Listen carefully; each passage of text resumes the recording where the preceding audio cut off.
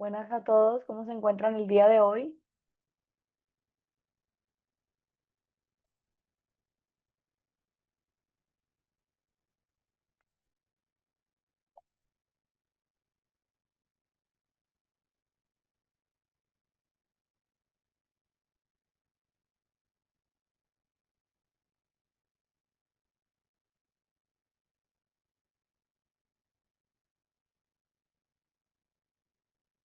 Quiero preguntarles si ustedes me pueden escuchar o si me pueden ver bien, para que me cuenten.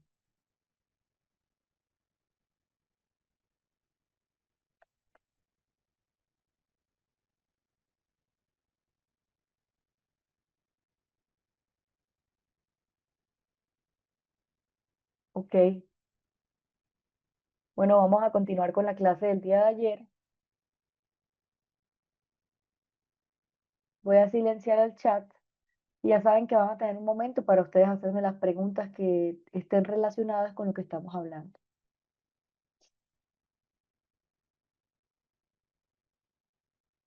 Entonces nosotros veníamos hablando de la característica de los pensamientos, de los principios de la terapia cognitiva, de los pensamientos automáticos, pensamientos nucleares y pues de los elementos que se deben de tener en cuenta para el momento nosotros de formular eh, un caso, ¿no? Entonces, cuando nosotros hablamos de la característica de los pensamientos automáticos, tengan en cuenta que pues muchas veces los terapeutas tienen que ver y se deben de preocupar por aquellos pensamientos cuando son disfuncionales, porque estos son aquellos que van a distorsionar la realidad y que emocionalmente pues generan como una perturbación en la persona. Que estos pensamientos son casi siempre negativos y es una de las características que tiene, ¿no?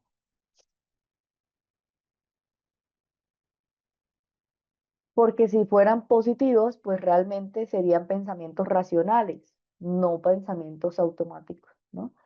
Entonces, tengamos en cuenta que son pensamientos que no son realistas, que parece que fueran realistas, son como absolutistas, inflexibles, que generan un gran malestar en la persona y en sus emociones, por eso están caracterizados, porque cuando pensamos en eso nos genera miedo, preocupación y pues nos cuesta también como, digamos, que abordar esos pensamientos.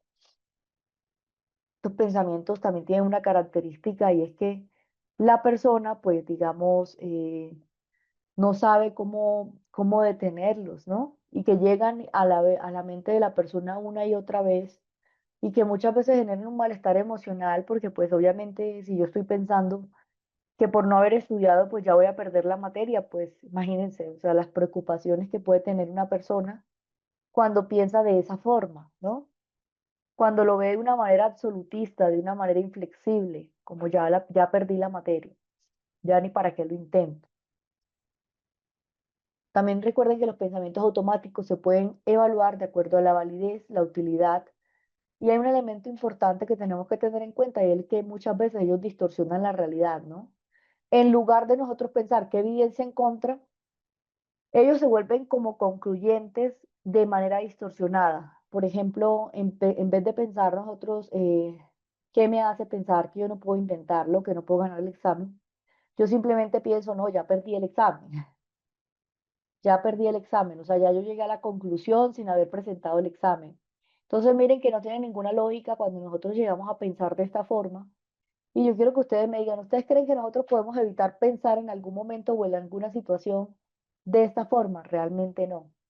Pero lo importante es que nosotros tengamos el entrenamiento para identificar aquellos pensamientos y entonces cuando vienen estos pensamientos preguntarnos, bueno, ¿qué me hace pensar que yo perdí el examen si ni siquiera lo he hecho, ¿no?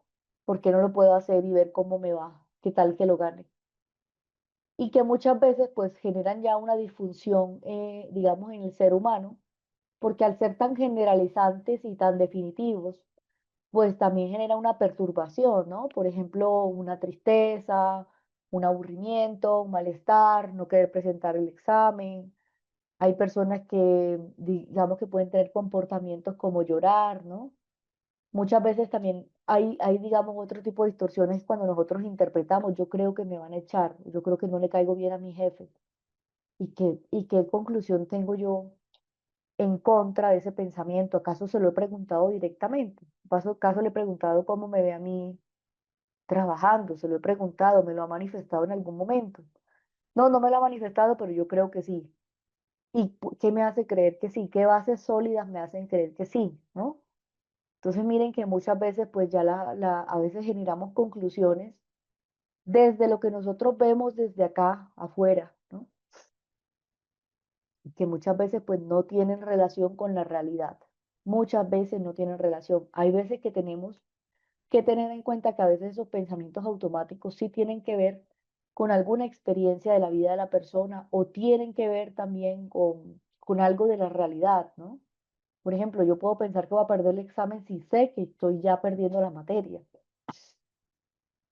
pero un pensamiento irracional es decir, ya mi vida se acabó por haber perdido el examen, ¿no?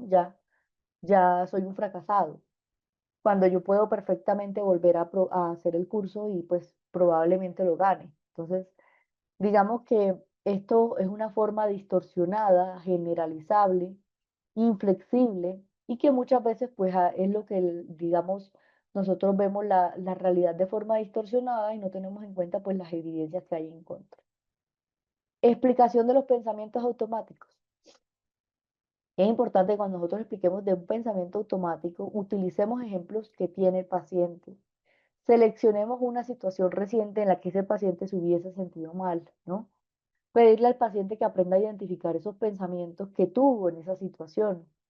Y pues obviamente entender cómo esos pensamientos influyen en las emociones y en los comportamientos. Si tienen alguna pregunta, tienen el chat activo por si todos estos elementos están claros.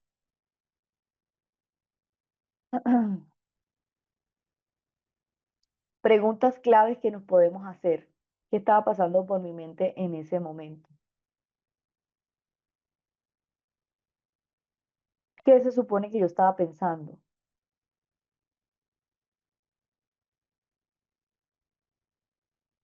¿Qué cree usted que estaba pensando o en?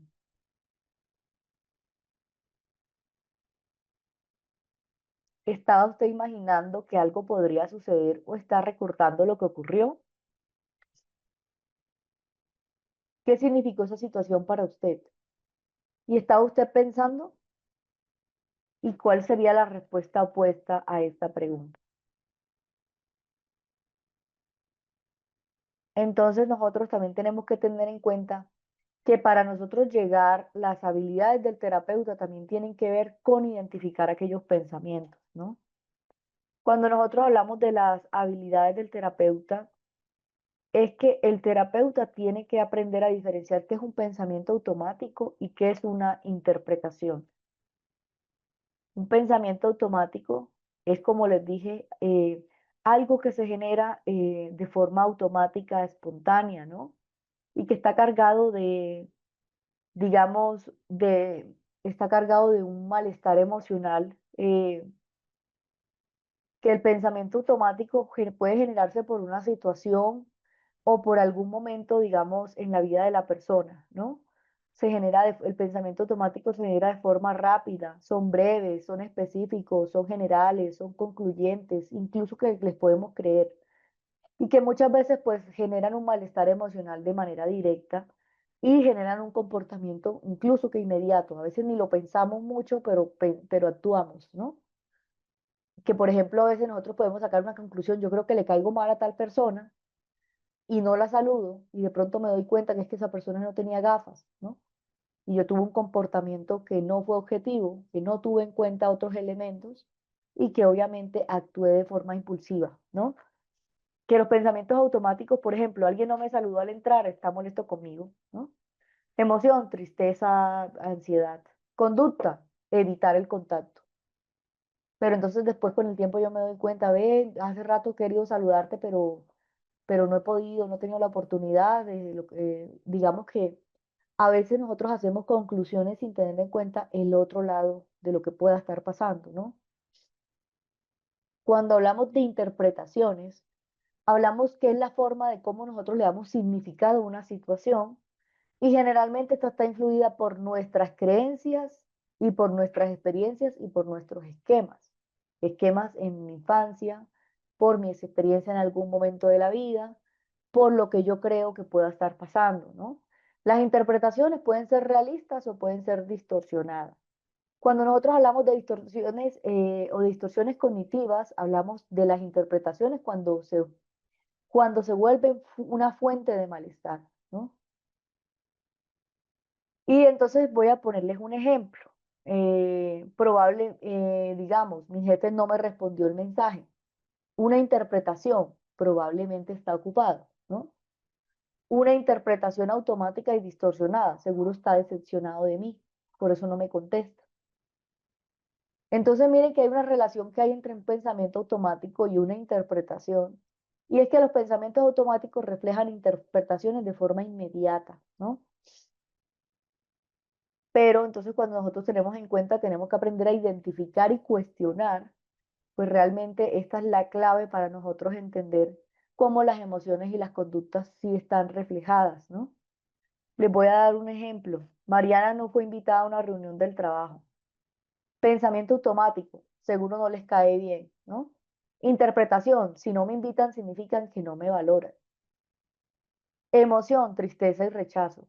Conducta, se aísla y no participa en las futuras actividades laborales. Entonces, ¿qué otra explicación le podemos dar a eso? Pues tal vez fue improvisado, tal vez no invitaron a todos, puedo preguntar después con confianza, ¿no? ¿Qué estrategia hay para trabajarlos en terapia? Es importante trabajar estos pensamientos a partir del registro, del diálogo socrático, la flecha descendente, que es cuando nosotros ya llegamos a entender esa creencia más profunda y por qué se originó, y en los ensayos conductuales, cuando nosotros comprobamos la interpretación en momentos cuando notamos que es correcta, ¿no? Recuerden que nosotros el día de hoy tenemos clase hasta las 12 y vamos a tener un receso más o menos como a las 10:30, para que lo sepan.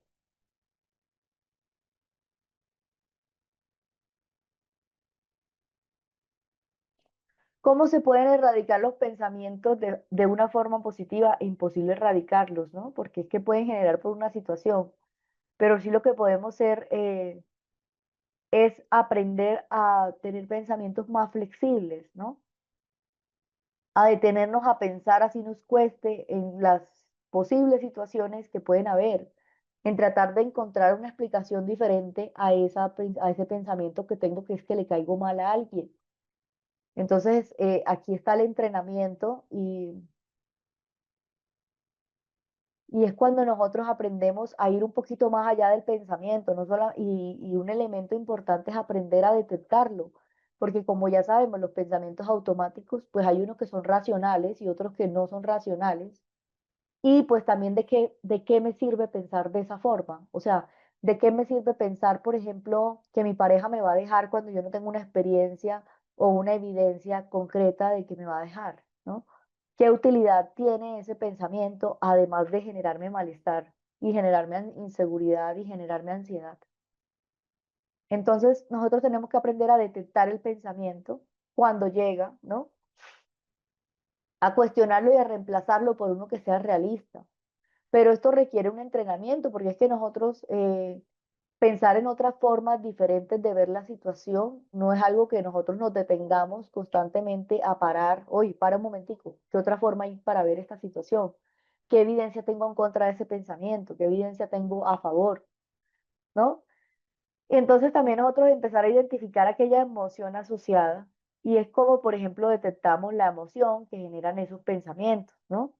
Que ya sabemos que los pensamientos generan emociones y tenemos que ser claros y concretos en identificar, este pensamiento me genera tristeza, este pensamiento me genera ansiedad, este pensamiento me genera rabia, ¿no? Y entonces nosotros en el momento que identificamos tanto la emoción como el pensamiento, nos detenemos y decimos un momento, ¿no? Cuestionamos ese pensamiento. ¿Qué otra forma hay para ver esta situación? ¿Qué evidencia tengo a favor y en contra? Y si eso fuera cierto, o es una generalización. ¿Y qué le diría a un amigo si le pasara eso? Un ejemplo, ¿realmente me ignoraron o estaban distraídos? Siempre me ignoran o solamente pasó esta vez.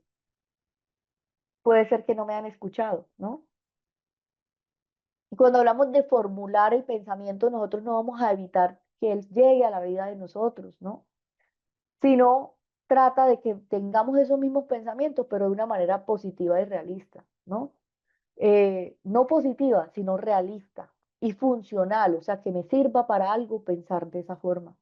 Es decir, tal vez estaban ocupados y no fue personal, yo valgo, aunque no todos me lo reconozcan todo el tiempo, ¿no? Es una forma positiva y realista, o sea, no positiva, realista y funcional, ¿no? Los pensamientos no se pueden convertir en pensamientos positivos, porque de alguna forma vienen cargados de algo que me genera malestar, pero lo que sí puedo hacer es empezar a verlo de una manera realista y general, ¿no? Y que a partir de entender las situaciones como una manera realista, pues no me van a generar la misma intensidad que me genera el hecho de pensar que yo soy un fracasado y por eso nadie me quiere, ¿no? Entonces es importante que evaluemos el resultado y es que cuando nos notamos que, por ejemplo, cambia la emoción o la conducta, también tenemos que identificar después cuál viene a ser el pensamiento. En la emoción, la tranquilidad, el rechazo. En la conducta, continuar obviamente participando, ¿no? Sin retraerse. Y pues obviamente nosotros entender, digamos, la influencia que hay cuando hablamos de los pensamientos alternativos, pues también me va a generar pensar de manera alternativa, me va a generar una emoción nueva, ¿no? Como sentirme un poco más aliviado, más tranquilo. Entonces no se trata de erradicarlos, sino de identificarlos y verlos como realistas y funcionales. A eso le llamamos reformular o reestructurar esos pensamientos negativos, ¿no? Y como ya les decía, por economía cognitiva, nosotros simplemente pues llegamos a las conclusiones claras, ¿no? Para evitar pensar o cuestionar. Pero pues obviamente aquí se generan los sesgos y se generan errores de interpretación. Entonces, que muchas veces nosotros caemos en cuenta, ay, sí, tuve un malentendido, ¿no? Esos malos entendidos muchas veces están basados por pensamientos automáticos. Entonces, cuando nosotros hablamos de aquellos pensamientos, es importante que tengamos en cuenta que algunos están arraigados y ya vienen de esquemas profundos, como esos pensamientos cuando nosotros pensamos, por ejemplo, que no valgo, ¿no? Que no valgo, que yo soy defectuoso. Y pues no basta solamente cambiar ese pensamiento de forma superficial, sino que ya aquí toca trabajar de flecha descendente para identificar cuál es la creencia nuclear que está ocasionando estos pensamientos automáticos y ensayar con aquellos pensamientos alternativos, ¿no? Entonces recuerden que es importante enseñarle al paciente a que logre identificar con verdaderas palabras qué es lo que está pasando por su mente, a reformular esos pensamientos que puedan llegar, ya sea en imágenes, en sonidos, ¿no? O en preguntas, que él logre reformular aquellos pensamientos. Y a partir de ahí es importante que nosotros identifiquemos la situación problema, ¿no? Cuando notamos que hay pacientes que tienen dificultades para identificar una situación problemática, o para identificar cuál es la parte más perturbadora y el terapeuta pues aquí es donde ayuda al paciente a proporcionarle un grupo de problemas y pedirle de manera hipotética que elimine el problema o que identifique el grado de alivio, ¿no? Entonces nosotros también identificamos ese problema, pues y obviamente de forma hipotética también identificar ese grado de alivio, ¿no? Cuáles son las hipótesis que hay frente al problema, qué otros elementos hay que puedan ocasionar ese problema.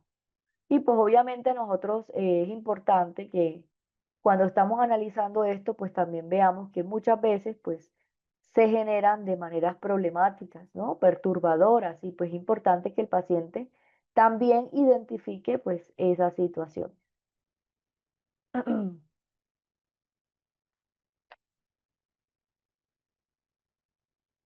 Otro elemento es la distinción que hay entre un pensamiento automático y una emoción. Cuando nosotros hablamos de un pensamiento automático y una emoción, es cuando nosotros invitamos a ese terapeuta a investigar, ¿no? Por ejemplo, a reportar la emoción. Muchas veces no coincide con esos pensamientos. Y aquí es importante que nosotros también ayudemos al paciente a nombrar cuáles son sus emociones y que se relacionan obviamente con su nombre, ¿no?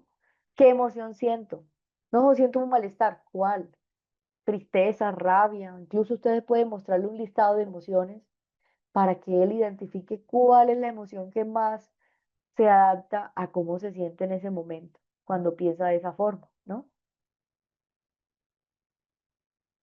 Luego nosotros es importante que evaluemos el grado de la emoción. Y cuando nosotros hablamos de evaluar el grado de la emoción, es importante que nosotros le demos una escala a esa emoción de intensidad para que nosotros podamos de alguna forma tratar de entender cómo es ese malestar emocional que le genera ese pensamiento. Por ejemplo, si yo pienso que me van a atracar o que mi esposo me va a dejar, ¿qué tan, qué tanto, digamos, le creo a ese pensamiento, ¿no? ¿Cuál es la emoción y la intensidad de esa tristeza? ¿Un 70%, un 100%, un 50%? Y eso también me está diciendo, pues, digamos que el pensamiento no está siendo objetivo ni realista, ¿no? Y pues es importante que nosotros evaluemos esa escala de 0 a 100 y que lo facilitemos incluso esa intensidad emocional para que el paciente pues lo lleve a terapia, ¿no? Luego ya se trabaja en otro tipo de técnicas como la del continuum cognitivo, que es cuando nosotros, la persona dice, no, es que yo me siento la mujer más fea del mundo. Es una distorsión, ¿no? ¿Y quién entonces sería la mujer más fea del mundo para ti? No, sería una persona en términos de higiene, aseo, belleza. Bueno, pues comparándolo así, entonces yo no soy la mujer más fea del mundo, soy digamos que estoy entre los parámetros normales de belleza. Entonces miren que de 100% a 50 ha disminuido, ¿no? Ese malestar y esos pensamientos cuando los vemos absolutas, irreales y catastróficos. ¿Cómo ayuda al paciente a identificar esos pensamientos? Simple, usted le da el ejemplo y le dice, ¿qué piensas? Escribe en una situación un pensamiento que venga a tu mente y el grado de emoción. Y él, es muy sencillo que él te lo haga, ¿no? Incluso que llegan hasta hacer los pensamientos alternativos, que son pensamientos más flexibles, ¿no? Voy a ponerles un ejemplo de esta parte, de la parte, digamos, de identificar las emociones para que ustedes me entiendan un poco más.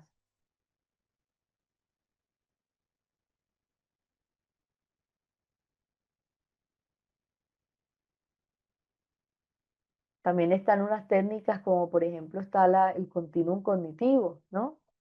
Y pues obviamente estas técnicas nos ayudan también a identificar, digamos, estos elementos antes de nosotros tener en cuenta de una visión, digamos, de manera absolutista y sesgada.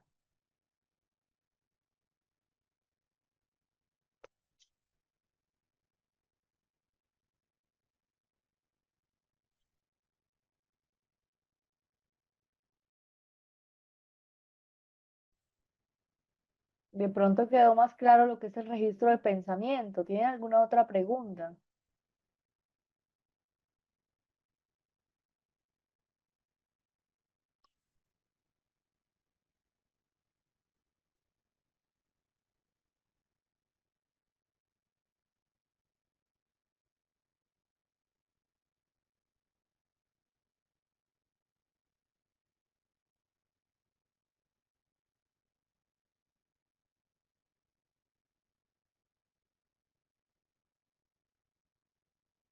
Ahora vamos a ver lo que es la reestructuración cognitiva para que a ustedes también les quede claro qué significa eso.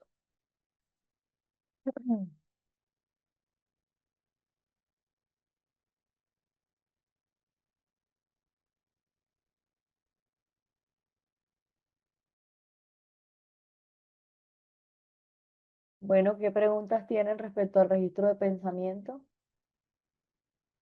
Entonces, como ya lo vemos, se ve, es importante que evaluemos el tipo de grado emocional y que la persona identifique pues cuál es la emoción y cuál es la intensidad de esta, ¿no? Ahora, otro elemento importante es los objetivos desde la conceptualización. Y es que la persona también tiene que entender tanto las fortalezas como las debilidades o los retos, ¿no? Que recuerden que cuando hablamos de un trastorno psicológico o un pensamiento disfuncional, es cuando nosotros tenemos en cuenta que hay un comportamiento que también está inadaptado y que es importante que haya una buena relación terapéutica para que, no, para que haya de pronto esa disposición, esa actividad para hacer ese registro, ¿no? Que muchas veces se ve tedioso el hacerlo y que obviamente en ese registro pues se trabaja en sesiones y pues la idea es que hayan intervenciones apropiadas de acuerdo a lo que la persona necesita, pues obviamente de acuerdo al pensamiento disfuncional y pues obviamente a superar el por qué pues llega a ese estancamiento muchas veces.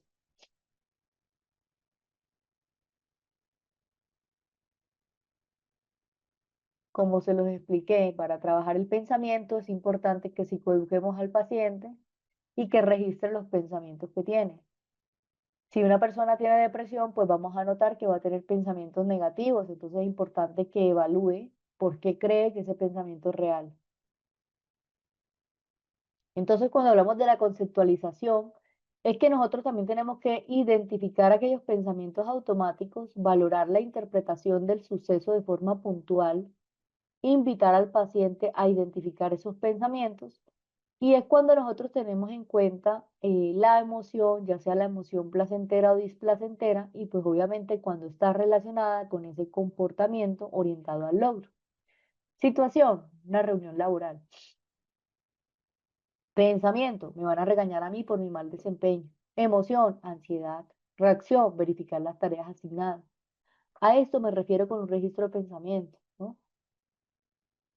Y identificar aquellos pensamientos automáticos es todo lo que se desencadenan desde un pensamiento automático, de esos eventos discretos, como por ejemplo perder una oferta de trabajo, una corriente de pensamientos como pensar en perder el trabajo, un recuerdo como el hecho de ser despedido de un trabajo, ¿no?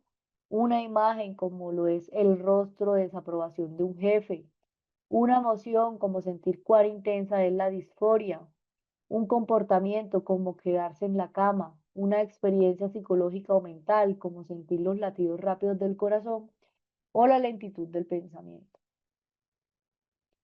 Otro elemento de identificar los pensamientos automáticos es importante que nosotros identifiquemos aquellos pensamientos con las emociones y estos cómo están relacionados en la situación en la cual tenemos que tener en cuenta, por ejemplo, que pueden, digamos, reestructurar eso de todas formas, ¿no?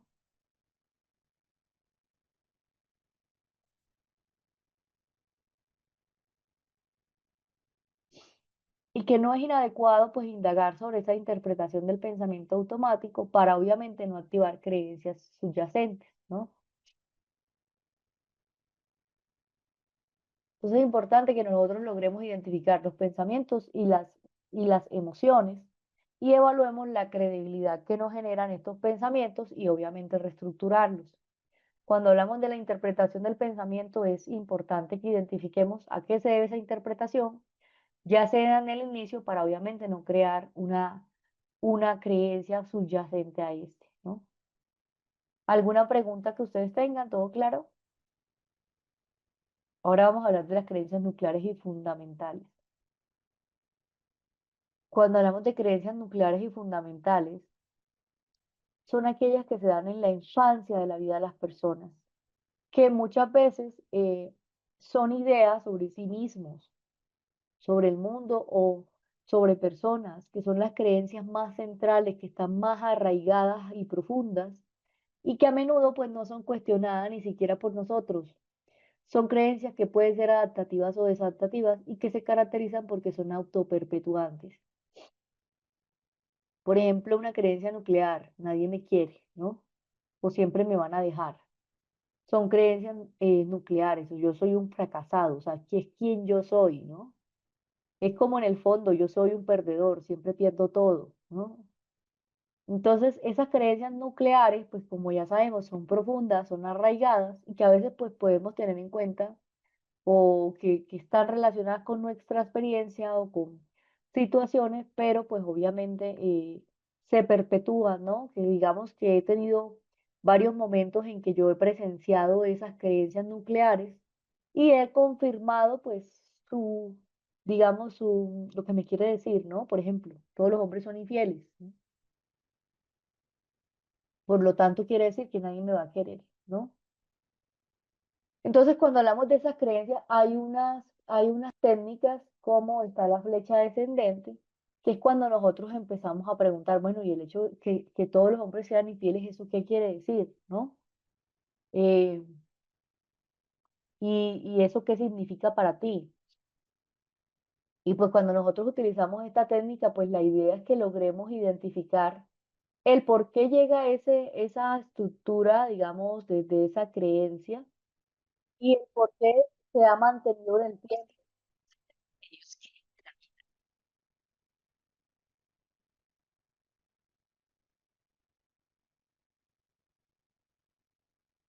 Entonces, la flecha descendente, pues es una técnica que se utiliza para nosotros aplicarla en la terapia cognitiva.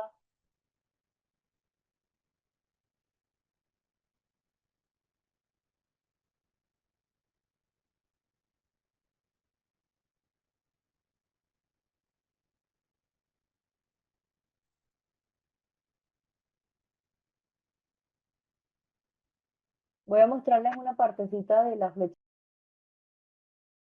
Bueno, como vimos en este ejemplo, la flecha descendente simplemente me permite encontrar la raíz del pensamiento automático, ¿no? Cuando nosotros hablamos de los pensamientos automáticos, recuerden que, pues digamos que el pensamiento me genera malestar, ¿cierto? Pero nosotros es importante que lleguemos a entender y qué significaría eso para ti y eso qué quiere decir de ti y qué es lo peor que puede pasar, ¿no? No, lo peor pues, que puede pasar es que mis papás se decepcionen y eso qué quiere decir. Y hasta llegar como ese núcleo o ese fondo de ese pensamiento de por qué está llegando a la mente la vida de la persona. Cuando nosotros entendemos la flecha descendente, esta simplemente nos ayuda a guiar a ese usuario a entender de manera sistemática y más que todo son tres tipos de preguntas las que se utilizan y es, ¿y si eso fuera cierto? ¿Eso qué significa para ti? ¿Qué tendría de malo si fuera verdad? ¿Y qué diría de ti como persona ese pensamiento? ¿No? Que es cuando nosotros llegamos a una situación, por ejemplo, cuando una persona tiene miedo de hablar en público y piensa, voy a hacer el ridículo. Ese es su pensamiento automático, ¿no? Pero cuando nosotros preguntamos, ¿y si hicieras el ridículo, qué pasaría? Los demás pensarían que yo soy un tonto. ¿Qué tendría de malo que piensen que eres tonto? No me van a respetar. Ah, y si no te respetan, ¿eso qué significa para ti? Que no valgo nada. ¿Ven? ¿Cómo llegamos de que soy un tonto a no valer? Que esa sería la creencia nuclear. Les voy a dar otro ejemplo. María no fue invitada a la salida, ¿no? No me tomaron en cuenta. Y si no te tomaron en cuenta, ¿qué significa? Que no les importa si yo estoy o no. Y si no les importa, ¿qué significa eso para ti? Que no soy importante para nadie. Y si no eres importante para nadie, ¿qué dice eso de ti? Que soy irrelevante y que yo no merezco cariño. Miren que ya llegamos a un pensamiento nuclear de no soy digna de amor, solo porque no me invitaron, ¿no? Entonces miren que hay que llegar a entender en la razón profunda. Cuando llegan esos pensamientos automáticos, por lo general hay creencias nucleares que están activas, ¿no? Y la recomendación es que nosotros seamos empáticos. Hay pacientes que, por ejemplo, solo se quedan digamos, en lo intermedio. Y es como muchas veces no salen de ahí, ¿no? ¿Y qué significa que no eres importante para nadie? Pues no, significa que no me valoran. ¿Y qué significa eso? Que, que de pronto no me tienen en cuenta y que nunca me van a tener en cuenta. Ah, ¿y eso qué quiere decir? Y hay personas que no salen de ese esquema, ¿no? Pero la idea es que nosotros con las preguntas adecuadas logremos identificar cuáles son los pensamientos automáticos, las creencias intermedias y las creencias nucleares. Cuando nosotros en esa flecha descendente, vamos entendiendo esos pensamientos, es como nosotros entendemos, digamos, no solamente lo que la persona está diciendo, sino que un ejemplo puede ser, por ejemplo, soy un fracaso, tristeza, vergüenza, ¿no? La creencia intermedia es, si yo cometo errores, pues entonces soy un inútil, ¿no? Entonces a mi creencia intermedia, yo tengo que ser siempre perfecto para no ser un inútil. Mi creencia nuclear, no soy lo suficientemente buena. Entonces, miren que nosotros también tenemos que trabajar en sesión a identificar esos pensamientos, a explorar cuáles son las creencias intermedias, ¿no? Y qué tiene de malo eso, qué significa eso para tu vida, qué reglas estás siguiendo, ¿no? y descender hacia la creencia nuclear y eso qué pasa si fuera cierto y qué es lo que temes de ti como persona si eso fuera real, ¿no? Y pues reestructurar es identificar o reformular aquellas creencias o reglas para que veamos de una manera más flexible.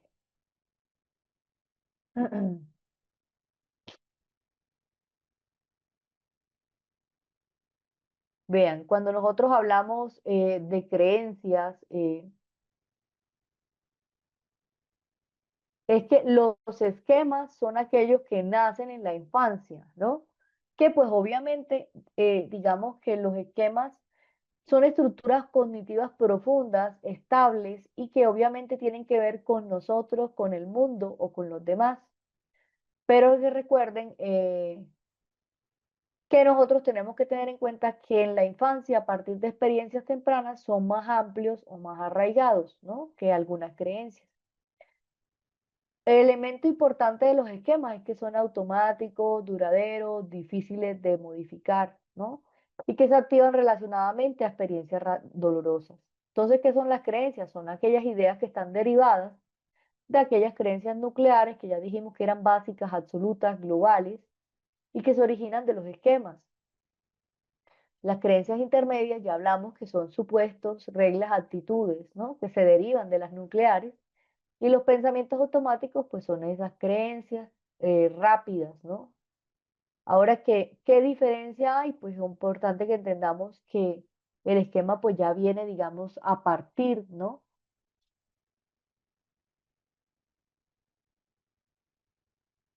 A partir las creencias vienen de una experiencia y un esquema viene desde la infancia, ¿no? Digamos un ejemplo de creencia y de esquema para que me entiendan. La idea o juicio que yo tengo de mí mismo o de los demás, ¿no? O del mundo. En cambio, un esquema es una estructura cognitiva profunda que organiza aquellas creencias, emociones y recuerdos y sensaciones. Que la creencia, pues obviamente es más superficial, accesible, y el esquema es más profundo, rígido y estable. El origen, obviamente, es que pueden surgir en las creencias desde el aprendizaje, desde experiencias, desde culturas. En cambio, un esquema, pues se inicia en la infancia y pues a partir de las necesidades emocionales que no son satisfechas, ¿no? Otro ejemplo, el contenido. En cuanto a una creencia, no valgo, tengo que agradar para que me quieran, ¿no? Y un esquema es el esquema que ya habíamos hablado de abandono, defectuosidad, subyugación, desconfianza, deprivación emocional, ¿no? Cuando la persona que siente que no ha tenido a alguien cercano para ser su apoyo emocional o no ha tenido nunca a nadie y que se ha sentido, digamos, solo, ¿no? Hay que tener en cuenta que un ejemplo de la creencia, digamos, desde lo clínico es soy débil, si cometo errores me van a rechazar, pero en los esquemas sería el esquema de defectuosidad o de abandono.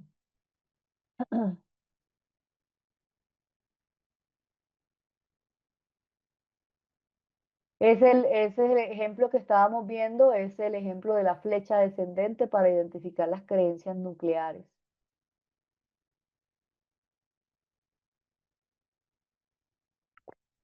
Del diálogo socrático se las he dado todo el tiempo. Cuando nosotros evaluamos la validez de los pensamientos, por ejemplo, qué evidencia tengo a favor y en contra, qué le diría a un amigo en esta situación, qué otra forma hay para ver esta situación, eso es el diálogo socrático.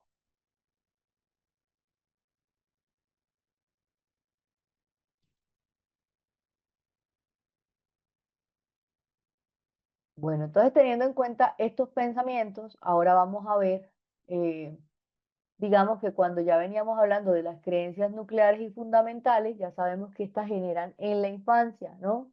Son las ideas que tenemos de nosotros mismos, del mundo, y que no las cuestionamos y ni siquiera por nosotros, ¿no? Que pueden llegar a ser adaptativas o desadaptativas y que se caracterizan por ser autoperpetuantes.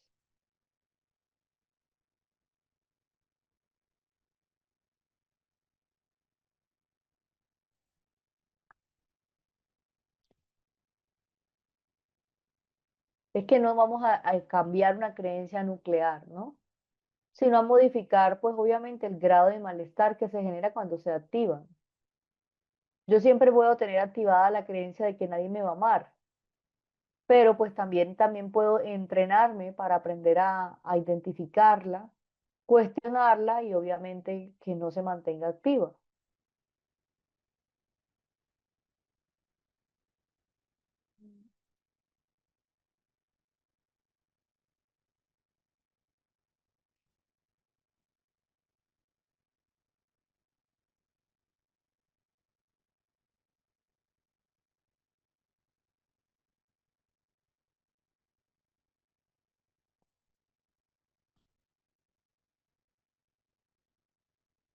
Como ya hablamos, las creencias intermedias son los supuestos. Tengo que ser perfecto para que me valoren, ¿no? O para ser exitoso. Creencias nucleares es quién soy yo, soy un fracasado.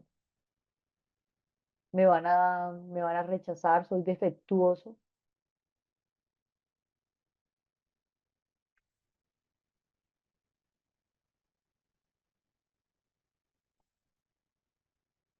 Cuando el paciente tiene el poder de calificar esos pensamientos, no que le dé un valor perturbador, sino que él va a registrar en ese momento cómo esto altera su estado emocional en el momento que llega el pensamiento.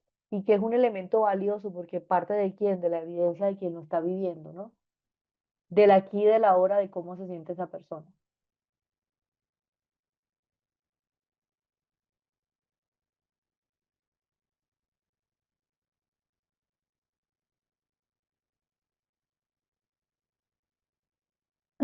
¿Tienen alguna pregunta de las creencias? ¿Todo está claro?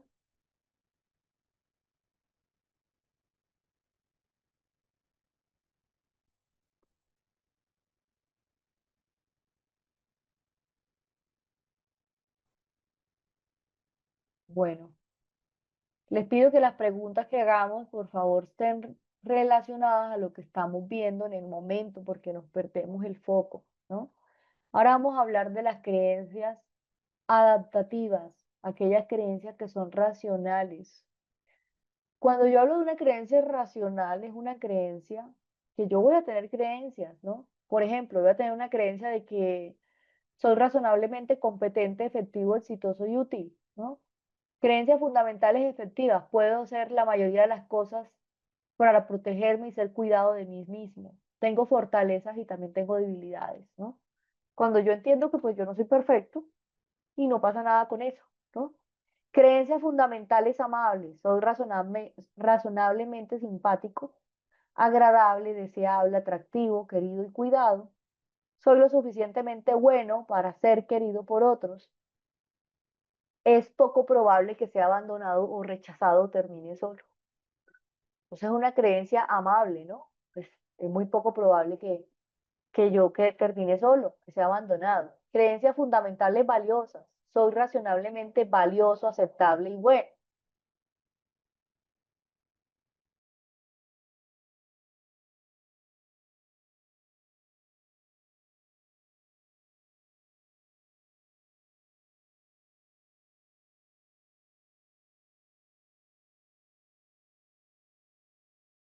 Creencias disfuncionales. Cuando hablamos de las creencias disfuncionales, es porque entendemos que pues son creencias irracionales, que parten de elementos irracionales.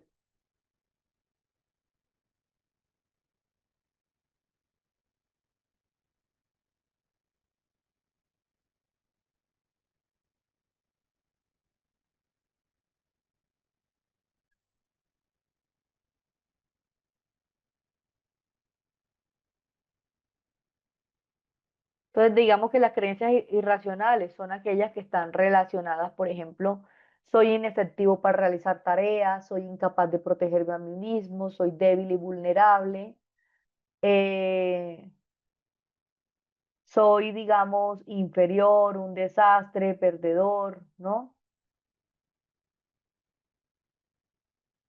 No soy suficientemente bueno para alcanzar los logros. Creencias fundamentales no amables, no soy soy desagradable, indeseable, poco atractivo, aburrido, poco importante o indeseado, no seré aceptado ni amado por otros, soy diferente, soy un nerd,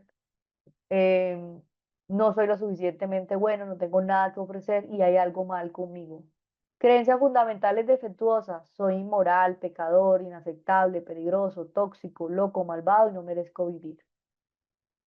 Pues ya entendemos lo que son creencias disfuncionales y funcionales. Cuando hablamos de las creencias disfuncionales, son aquellas que son realistas, ¿no? Que a mí me puede ir mal y eso no quiere decir que yo sea un fracasado. Pero creencias disfuncionales es que si me va mal, eso sí dice que yo soy una persona, que soy un fracaso o un perdedor.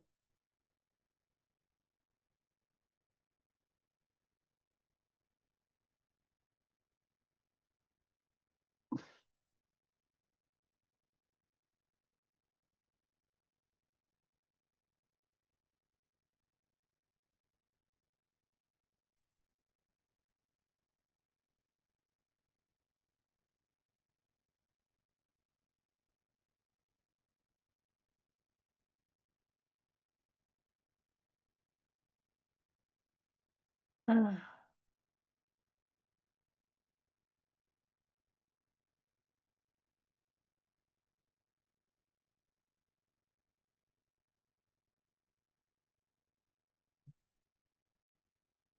Entonces tengan en cuenta que cuando nosotros estamos hablando de aquellas creencias racionales, disfuncionales, ¿no? Aquí hay que identificar todas aquellas que son defectuosas, fundamentales, ¿no? Es importante que tengamos en cuenta que muchas veces hay que identificar, por ejemplo, esas creencias desde, digamos, disfuncionales, defectuosas. Soy inmoral, pecador, soy inaceptable, soy peligroso, soy tóxico, loco, malvado, ¿no? No merezco vivir. Entonces creo que ya de pronto con estos ejemplos sí quedó claro lo que es una creencia disfuncional y una creencia funcional o racional, ¿no? ¿O tienen alguna pregunta respecto a los pensamientos automáticos, creencias intermedias eh, y creencias nucleares? Si tienen alguna pregunta, por favor me la hacen para que nosotros podamos resolverla y pues obviamente continuar, porque pues esa es la idea. Este tema no es tan sencillo de entender y yo creo que pues si lo entendemos bien, pues es una base fundamental para entender la terapia cognitiva conductual.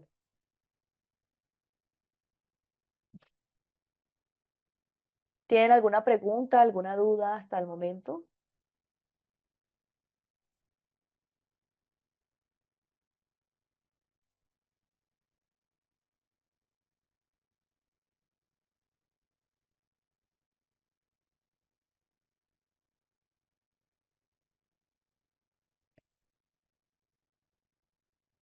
Bueno, vamos a tomarnos un receso y volvemos a las 10:45.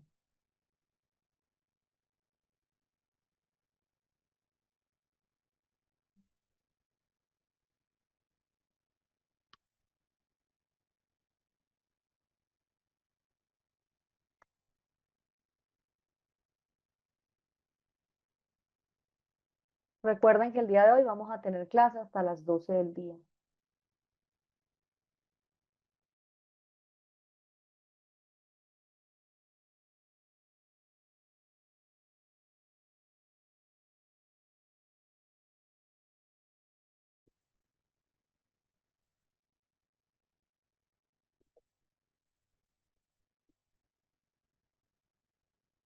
Bueno, entonces ya aplicamos lo que son las creencias racionales y irracionales, ¿no?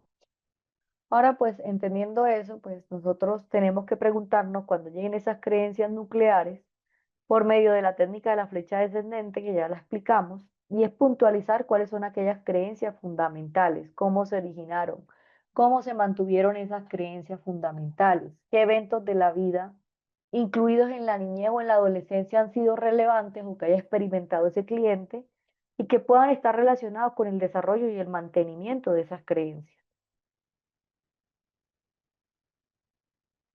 Las creencias intermedias, como ya les comentaba, eran aquellas actitudes o reglas o supuestos, y es cuando entendemos que las creencias nucleares fundamentales tienen pensamientos automáticos, pero estas se dividen, las intermedias, en aquellas actitudes, reglas y suposiciones, ¿no? Como sería terrible fracasar, tengo que hacer todo bien, y si no hago todo bien significa que voy a fracasar, ¿no? Entonces, así entendemos las creencias nucleares, fundamentales, intermedias, reglas, actitudes o supuestos y pensamientos automáticos, ¿no? Desde las primeras etapas del desarrollo, las personas le han dado sentido o significado a su experiencia y a su entorno, a sus relaciones familiares y a sus amigos, y a la influencia que hay con la genética. ¿Cómo surgen esas creencias y cuáles son las fundamentales y las intermedias? Diagramas de la conceptualización cognitiva es cuando nosotros entendemos que se deben desarrollar las conceptualizaciones o una basada en las fortalezas o otra cuando es basada en los problemas. Los diagramas, la conceptualización cognitiva cuando ayudan a organizar la cantidad considerable de datos que se obtienen de pacientes, ¿no? Y que la mayoría, digamos, de los pacientes digamos que notamos que tiene una información inicial negativa o que se deben de buscar la conceptualización cognitiva para hacer uso de ese segundo informe.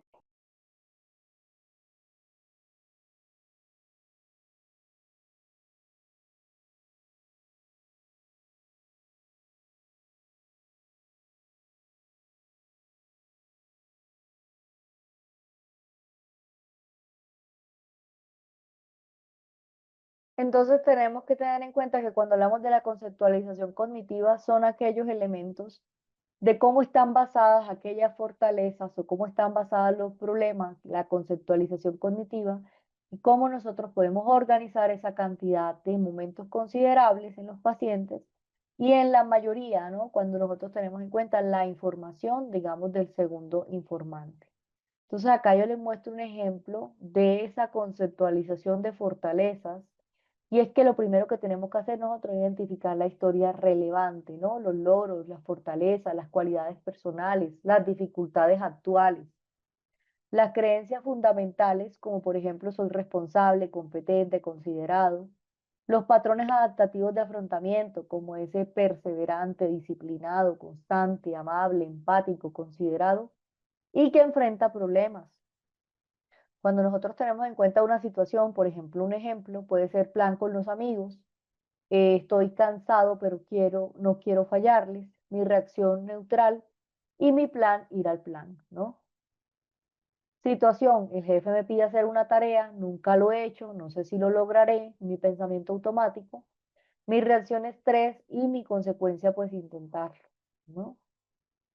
Situación, entro en una tienda, me gustan unos zapatos, pero tengo deudas, reacción emocional, desilusión y consecuencia, pues no comprarlo. Diagramas de una conceptualización cognitiva tradicional es cuando nosotros tenemos en cuenta las creencias, ¿no? Creencias como, por ejemplo, soy un incompetente. Entonces, esa creencia de soy un incompetente me genera unas actitudes o unas reglas o unos supuestos que tiene el paciente, ¿no? Patrones adaptativos de afrontamiento o estrategias disfuncionales. Por ejemplo, hacer cuentas, me voy a quedar sin plata, soy un fracaso. Mi reacción emocional, ansiedad y consecuencia pensar. Otra situación puede ser pedirle ayuda a un amigo, ¿no? Debería hacer las cosas solo, mi pensamiento automático, mi interpretación, soy incompetente. Mi reacción emocional, tristeza y consecuencia, pues obviamente no pedir ayuda. Situación, critican al jefe, no me esforcé lo que debía, mi interpretación, soy un fracaso. Mi reacción emocional, tristeza y mi consecuencia, pues pensar. Entonces, así digamos que nosotros podemos generar esas situaciones de pensamiento, reacciones emocionales y consecuencias. Y la idea es que nosotros aprendamos a cuestionar ese pensamiento, ¿no? Cuando el terapeuta no descalifica directamente el pensamiento por dos razones, muchas veces no sabe de antemano que un pensamiento está distorsionado, que hay una descalificación automática que viola el principio fundamental de la terapia cognitiva, lo que hablábamos de ese empirismo colaborativo, ¿no? Cuando nosotros tenemos en cuenta cómo, digamos, conjuntamente evaluamos la validez y la utilidad del pensamiento y desarrollamos una respuesta adaptativa ahí. Ahora que el interrogatorio de pensamientos automáticos, esto es lo que ustedes me estaban preguntando, tanto que era el diálogo socrático, es precisamente esto, ¿no? ¿Qué evidencia tengo? ¿Cuál es la evidencia que tengo? ¿Qué evidencia apoya esa idea? ¿Qué evidencia hay en contra? ¿Puede haber otra explicación? ¿Qué es lo peor que puede ocurrir? ¿Podría sobrevivir a eso? ¿Qué es lo mejor que podría pasar? ¿Cuál es el resultado más realista? ¿Cuál es el efecto de creer en ese pensamiento? ¿Cuál sería la consecuencia en caso de cambiarlo? ¿Qué debo hacer al respecto? ¿Y qué le diría a si estuviera en esa misma situación que yo? ¿Qué le diría a un amigo? ¿No? Pues poniendo el ejemplo que soy yo.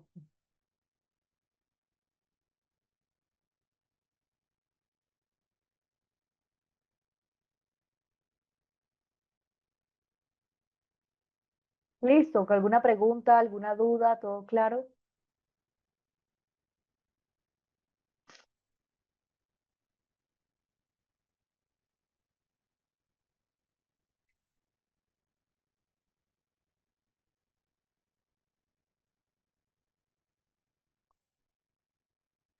Entonces, como ya vimos errores de pensamiento, pues está la de pensamiento todo o nada, que es lo que veníamos hablando de pensamiento polarizado, pensamiento catastrófico, descalificar lo positivo, razonamiento emocional, magnificar o minimizar, filtro mental o abstracción selectiva, leer la mente, sobregeneralizar, personalización, afinaciones de tengo, debo, tengo que son los deberías, y la visión de túnel o abstracción selectiva.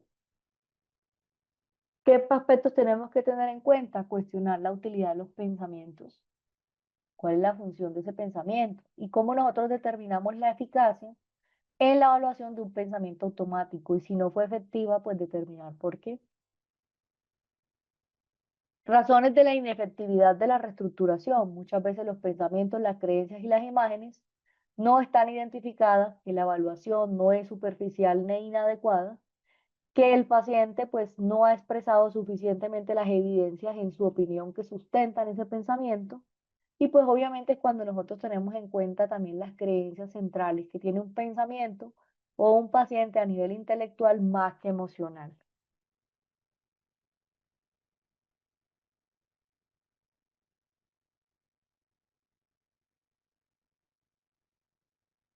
Combatir los pensamientos automáticos es cuando nosotros hablamos del registro de los pensamientos disfuncionales, que es una herramienta que ayuda al paciente, ¿no?, a combatir eficazmente esos pensamientos disfuncionales y a disminuir la disforia que hay en ellos, ¿no? Otro elemento importante es cuando nosotros hablamos, digamos, acá les muestro el registro para que ustedes tengan en cuenta, y es que nosotros vamos a registrar en el pensamiento el día, ¿no? El día, la hora, la situación, qué acontecimientos reales lo llevaron a esa emoción, qué sensaciones físicas experimentó, cuáles son los pensamientos automáticos, las imágenes que pasaron por su mente, en qué medida le creyó al pensamiento, es decir, evaluar qué tanto la persona le crea ese pensamiento. En cuanto a la emoción, qué se sintió en ese momento, ¿no? ¿Qué grado de intensidad de 0 a 100 tuvo esa emoción? ¿Cuál es la respuesta adaptativa? Es decir, ¿cuál es la distorsión cognitiva que ya hemos mostrado que produjo esta emoción, ¿no? Y cómo comprendemos la respuesta también cuando nosotros hablamos de que cuánto le creemos a esa respuesta. ¿Cuál es el resultado, ¿no?, de ese pensamiento automático? ¿Qué emociones siente la persona actualmente? ¿Y con qué grado o intensidad de 0 a 100 pues lo ha vivido, ¿no? ¿Y qué hará? Terapia centrada en esquemas es la que hablábamos de terapias cuando nosotros constituimos el esfuerzo de integrar coherentemente y amplio las estrategias terapéuticas cuando éstas están dirigidas a un tratamiento. Entonces, mire que Jeffrey John hablaba de unos modelos como conductuales y experienciales y psicodinámicos y constructivistas y cómo dotábamos al paciente al propósito concreto del contexto del marco teórico según la evolución que tiene esa persona en su infancia. Por eso le hablaba de esquemas maladaptativos tempranos, ¿no? Él hablaba que había que concebir la existencia de los patrones de la conducta y de la emoción que surgen sus raíces en los primeros años de la vida y también cómo éstas condicionan la forma en la que actuamos, pensamos y en el sentido también cuando entendemos que la persona es sensible a las mayores dificultades que tiene el terapeuta, cómo puede encontrar cuándo trata a una persona o con qué tipo de problemas concretos, la dificultad para acceder a lo que despliega el interior, desde los impedimentos para aislar un conflicto interpersonal de los demás, ¿no? De las fricciones cotidianas o el déficit motivacional y la actitud desdeñosa que no es colaboradora. Y por este motivo es como nosotros priorizamos ese rapport sólido que permite esa confrontación negativa con los pacientes y cómo nosotros contrastamos esas contradicciones desde las sesiones de manera sustanciosa y desde la carga afectiva y que versan sobre lo que la persona ha vivido a lo largo de la niñez. Desde su impacto en la actualidad y obviamente cómo esto generalmente tenemos en cuenta la terapia, que se extiende durante periodos de tiempo mayores a los habituales o que requiere una actitud poco directiva. Cuando ésta se promueve la valoración y el descubrimiento de lo que sucede en la vida de la persona. El esquema disfuncional temprano, hablamos de aquellos esquemas cuando tienen toda la intervención, la materia prima, cómo trabaja esta en las sesiones y cómo esta pues aborda temas, ¿no? Temas que se desarrollan a lo largo de la vida. Por ejemplo, cuando notamos que con mucha frecuencia hay personas que llegan a tener, digamos, frecuencia, digamos, de esos esquemas estables como verdaderos a priori, ¿no? Y que muchas veces pues se vuelven resistentes a ese arsenal lógico y que muchas veces la persona intenta refutarlos, pero pues también se entiende cómo estos se perpetúan a sí mismos o mediante, digamos, estas situaciones, ¿no? Que pueden condicionar la vida emocional y hacen un efecto nocivo también en la capacidad de adaptación que tiene el ser humano en el día a día.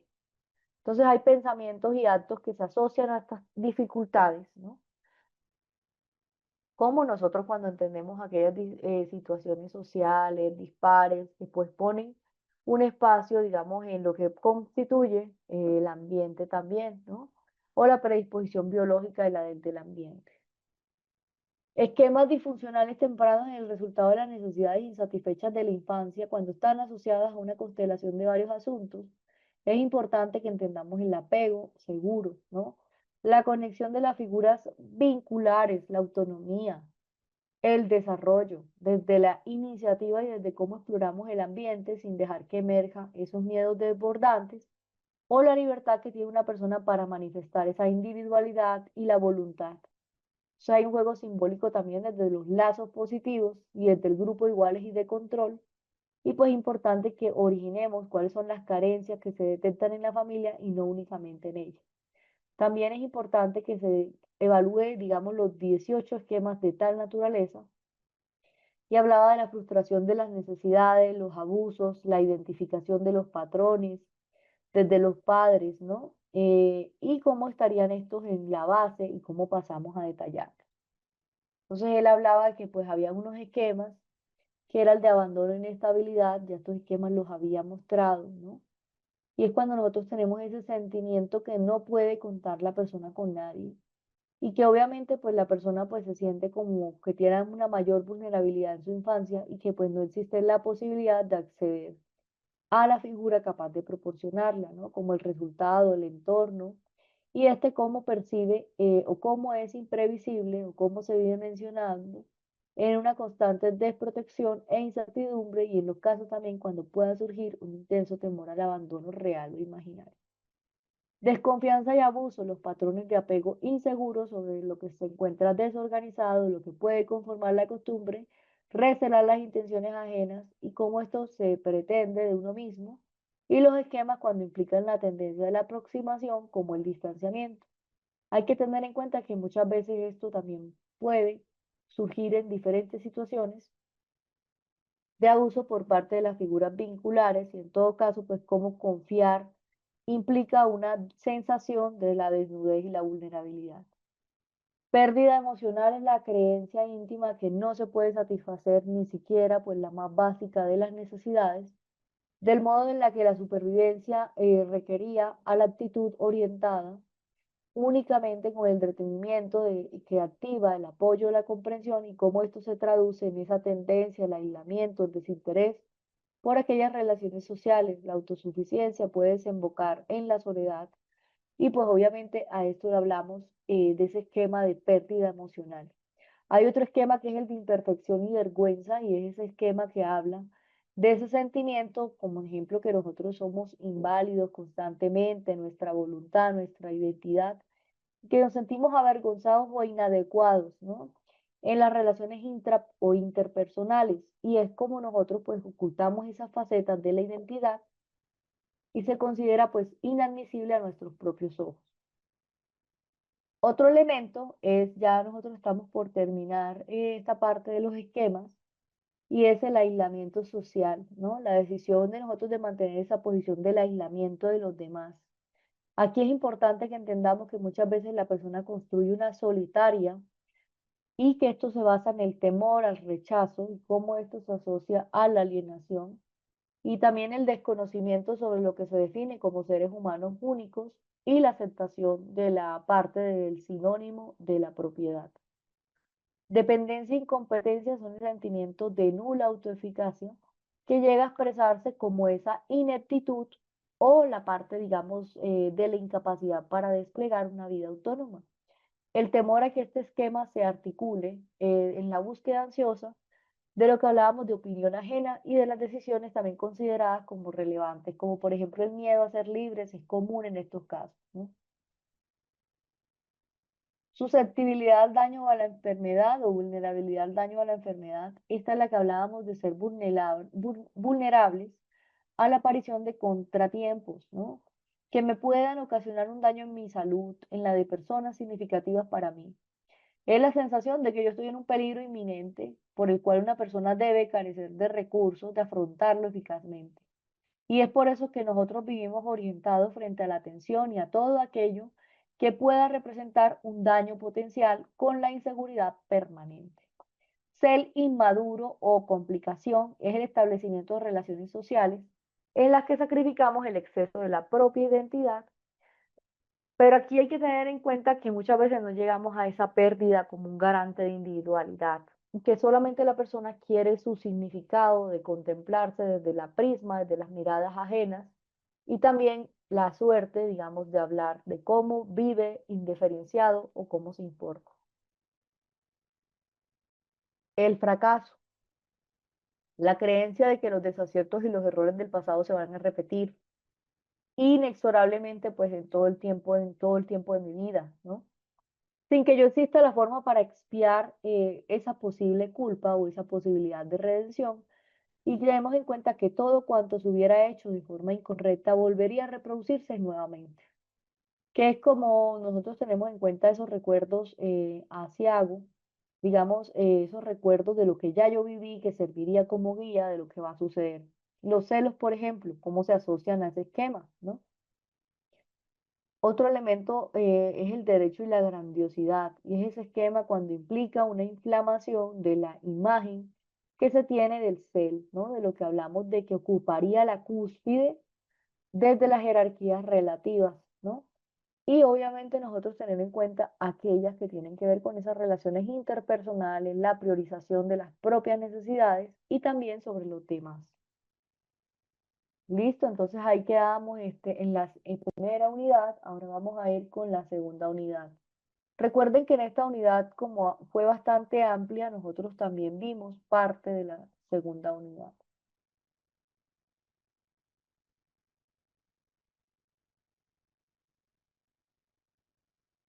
Regálenme un minuto, por favor, mientras encuentro las diapositivas.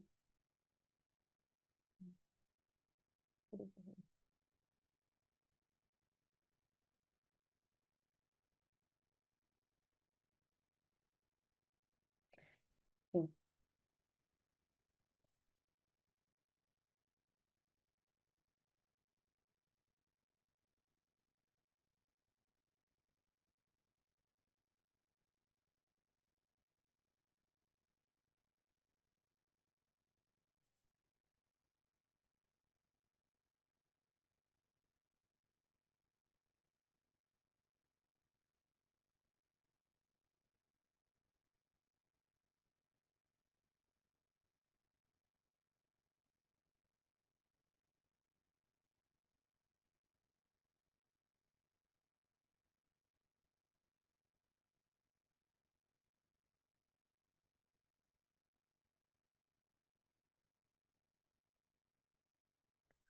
Bueno, si tienen alguna pregunta, me pueden hablar respecto a lo que tengan.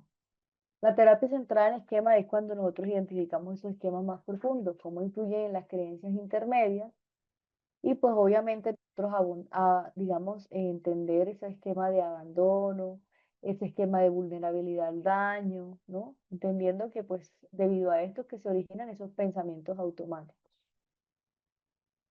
Y pues nosotros cuando entendemos esos esquemas, es también cuando nosotros entendemos en qué momento de la vida eh, se generó ese esquema, si fue cuando yo era niño, ¿no?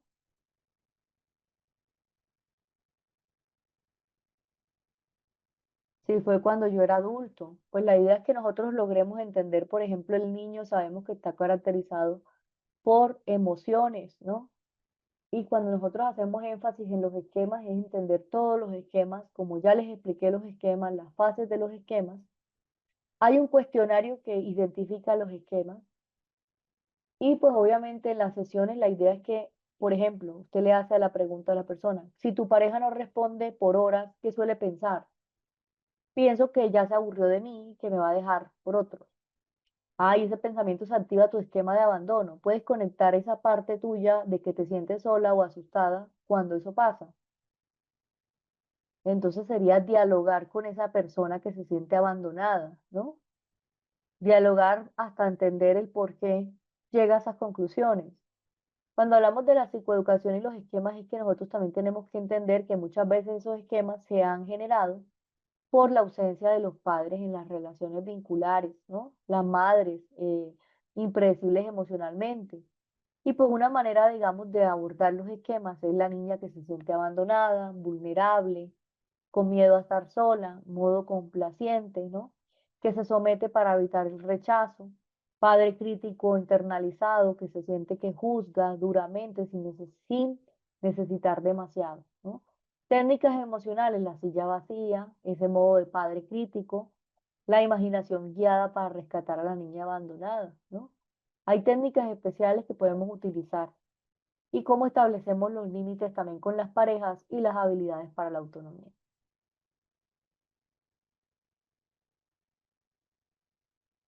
Hay un libro que yo les comparto a ustedes de la terapia centrada en esquemas para entender los esquemas y la intervención, digamos, en caso de, digamos, de la intervención de centrada en esquemas de Jeffrey Jones, ¿no? Estas técnicas nos ayudan, por ejemplo, a dialogar con las creencias del esquema, por ejemplo, qué evidencia hay si necesita siempre estar bien, ¿no? ¿Cómo le damos forma a esos pensamientos distorsionados si lo contrarrestamos con pensamientos saludables? También técnicas experienciales y emocionales desde la gesta, la técnica de la silla vacía. Ayuda también esos modos para entender ese niño yo vulnerable, padre crítico, adulto sano. Cómo nosotros identificamos al paciente que se sienta como un niño herido, ¿no? Y cómo responden a esas necesidades y luego cambiar la silla hasta un adulto sano. Hay otra que es de la imaginación guiada y es nosotros revivir las experiencias que hacen que la persona se sienta como que en su infancia ha sido dolorosa desde el aquí y el ahora. Y lo que pretende el terapeuta es guiar al paciente a intervenir en en esa escena como un adulto protector o como, pues, digamos, cómo lo ve desde hoy. También cuando utilizamos esa reparentalización limitada, y es cuando el terapeuta también tiene una figura correctiva emocional, y dentro de qué límites éticos, ¿no? Tiene. Las técnicas conductuales, el ensayo, digamos, de las nuevas conductas, de poner los límites, de pedir ayuda, de expresar nuestras necesidades, la exposición a situaciones que activen un esquema, desde qué modo y más funcional pueda ser, el modelado técnica también de habilidades interpersonales, registro de tareas por sesiones para poner a prueba los esquemas. Como ya sabemos, los esquemas está el esquema del niño yo vulnerable, yo enfadado, padre punitivo, adulto sano. Pues la idea es fortalecer a ese adulto sano, ¿no? Porque el padre es el que pone las reglas, el niño vulnerable es el que llora, el niño enfadado es el que está molesto, ¿no? Y el adulto sano es el que aprende a cuidar y a regular y a proteger a ese niño vulnerable. Y que nosotros, digamos, en su totalidad tenemos esos esquemas que se activan, ¿no? De niños, de adulto sano, de adulto vulnerable, de las reglas. Y pues la idea es que nosotros también aprendamos a identificar cómo esas emociones y cómo nosotros podemos también desactivar los modos punitivos, protectores, sumisos o complacientes.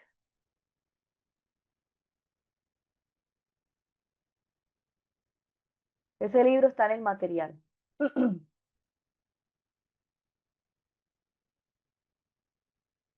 Bueno, ¿tienen alguna otra pregunta o alguna duda?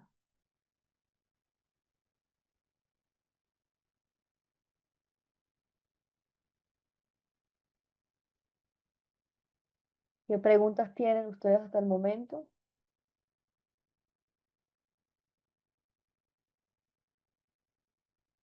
Bueno, entonces vamos a hablar sobre la entrevista, que es uno de los elementos más importantes, y es que cuando nosotros hablamos de la entrevista, es importante que generemos un clima adecuado, ¿no? Que fomentemos ese diálogo unidireccional del entrevistado y no exclusivamente. Es importante que cuando el entrevistador aborda las opiniones, se abstenga de emitir juicios y trate siempre de aceptar los factores sociales. ¿Cómo lo es?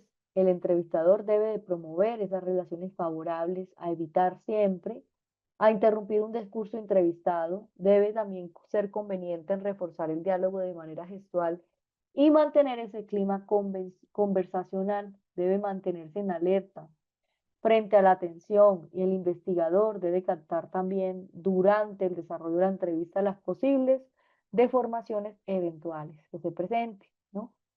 Otro elemento importante es que el entrevistador finalmente debe mantener esa motivación en el entrevistado y debe mantenerse esa motivación de forma activa, ¿no? También cuando nosotros hablamos es importante que abordemos estos elementos, ¿no?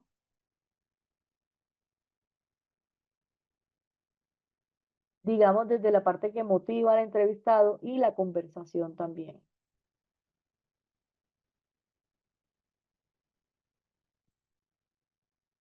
Ahora vamos a hablar de las doctrinas psicológicas de las prácticas clínicas. Y este es un elemento desde la ética, que cuando nosotros abordamos cualquier caso independientemente, siempre tenemos que tener una historia clínica, que es ese documento privado y obligatorio que está sometido a una reserva en el cual se registran cronológicamente las condiciones de salud que tiene el paciente, los actos médicos, los procedimientos que se han realizado, cómo se ha ejecutado, todo lo que interviene frente a la herramienta de la salud. Hay leyes que regulan estas prácticas, ¿no? Está la ley 1090 y es la que habla que tenemos que tener un registro detallado de la información obtenida y de su quehacer como profesional. O sea, usted qué hizo, ¿no? Eh, es importante que nosotros entendamos que la historia clínica está regulada desde 1995 a de 1999 del Ministerio de Salud. En cuanto a la forma del contenido, y que la ley está la 1438 del 2011, que como esta regula también incluso su manejo electrónico. Otros elementos que también tenemos que tener en cuenta y es que los profesionales que desempeñen cualquiera de los demás campos de acción que tiene el psicólogo también tienen que registrar, y cómo esto va a depender de las áreas en que se desempeña, ¿no? Y también cuando nosotros hablamos de resaltar qué nivel general tiene ese psicólogo, cuál es la obligación para llevar a cabo el registro de las actividades profesionales, cualquiera área de la disciplina, del ejercicio, la diferencia que hay entre el área de la salud. Y saben que en cuanto al registro, pues no existe una normatividad específica.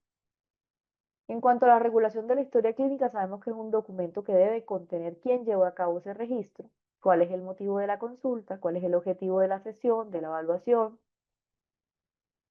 de la intervención, las estrategias de evaluación, el procedimiento de intervención que han sido empleadas, qué logros se han visto, los motivos para cerrar o remitir ese caso. Por ejemplo, en caso de que notemos que la persona ya requiere un apoyo ya de un profesional, digamos, con otro tipo de competencias, ¿no? Cuando notamos que no ha habido mejoría.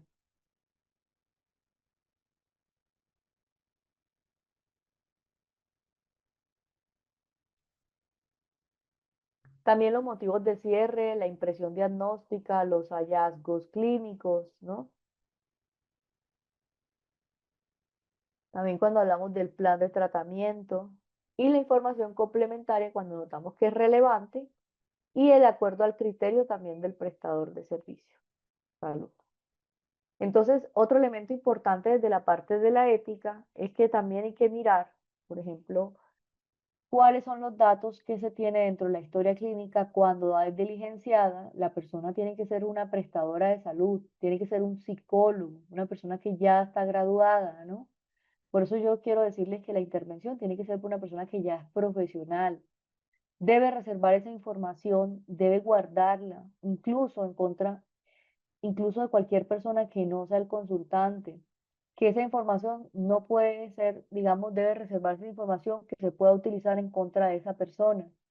Que hay unos casos específicos en los cuales nosotros no guardamos ese secreto confidencial y en esos casos específicos, pues nosotros también tenemos que mostrar esa relación o esa información cuando ha sido relevante, digamos que todos esos elementos que han sido consignados, ¿no? Ya sea los registros, las historias,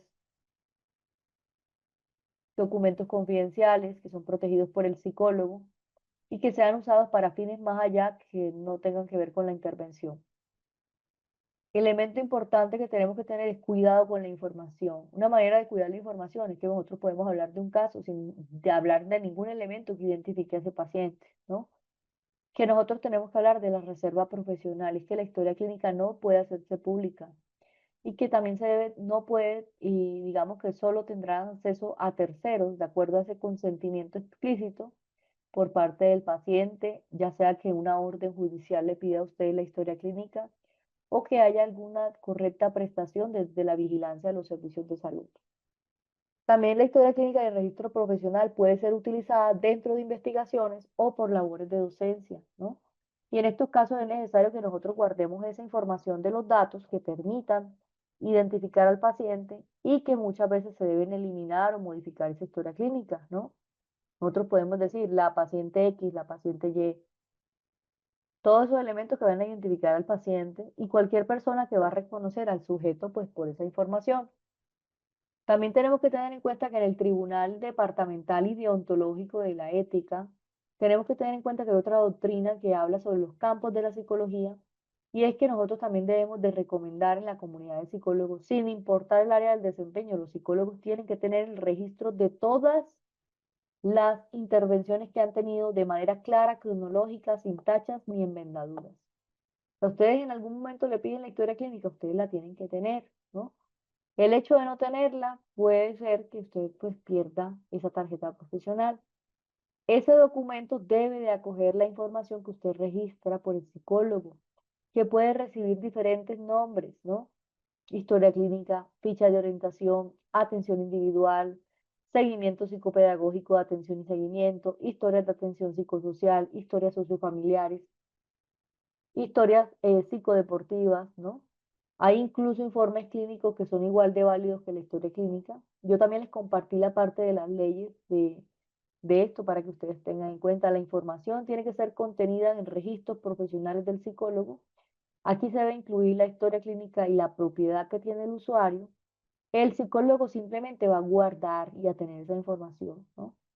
En caso de que se trabaje con una institución, tiene que también tener la custodia y tener la información, pero usted no es la dueña, ¿no? Los apuntes y las notas que hagan el psicólogo, como producto de sus reflexiones personales sobre los casos que lleva, son de su propiedad, no pueden nunca ser revelados ni divulgados. Y los pensamientos que tiene el psicólogo, pues son únicamente de él, ¿no? Independiente del nombre que le demos al documento, se debe registrar la información, su manejo, su custodia y se debe ajustar a la resolución 1995 de 1999 del Ministerio de Salud o a la ley 1438 del 2011, que habla de la historia clínica y electrónica. También la ley 1090 del 2006. Y en cuanto al tratamiento de los datos, el psicólogo ha de acoger a lo dispuesto en la ley 1581 del 2012 y reglamentado parcialmente desde el Decreto Nacional 1377 del 2013, ¿no?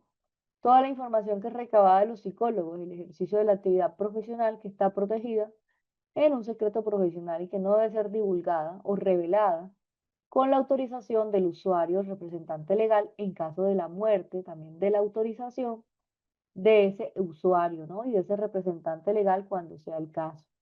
La muerte del usuario no exime al psicólogo del secreto profesional, ¿no? O sea que nosotros siempre vamos a guardar el secreto profesional, así ese paciente haya fallecido. Otro elemento importante que tenemos que tener en cuenta es que los efectos para revelar ese secreto profesional o levantar esa confidencialidad tiene unas situaciones bioéticas, ¿no? ¿Cuáles, no? Que, por ejemplo, esté en daño en la vida de otra persona o de la persona que usted está tratando, que hayan temas de abuso en un menor de edad, ¿no? Que la pidan las autoridades, ¿no? Estos son los casos en los cuales usted puede revelar la información confidencial y siempre por el bien del usuario, ¿no? O de otras personas, por el principio de la beneficencia. Recuerden que la historia clínica es un documento profesional donde usted va a recopilar toda la información de ese paciente. Esa información es confidencial, ¿no? Que tiene una base que es el diagnóstico, la elaboración de los objetivos y que estos como corresponden a conformar un plan de intervención. Y en todos los datos tienen de ser recolectados de manera de entrevista y completamente a lo largo de la sesión. Es común que un paciente sienta dudas respecto a las notas que está tomando el profesional. ¿Cuál es la razón por la que recogen esa cantidad de datos, no? Y pues obviamente cuando nosotros hablamos de la historia clínica, es fundamental el proceso de la evaluación psicológica, porque con nosotros en la historia clínica nos ayuda ese proceso de evaluación psicológica. Y les voy a mostrar un modelo de historia clínica. Así, así es el modelo de historia clínica. Usted pues pone historia clínica, los datos, el problema, el inicio y el curso, los episodios, el tiempo del problema, qué sucedió el día anterior. Cada institución tiene un documento diferente. Ahora les voy a mostrar este documento que es el esquema de un informe clínico. Usted en un informe clínico tiene la misma validez que la historia clínica, ¿no?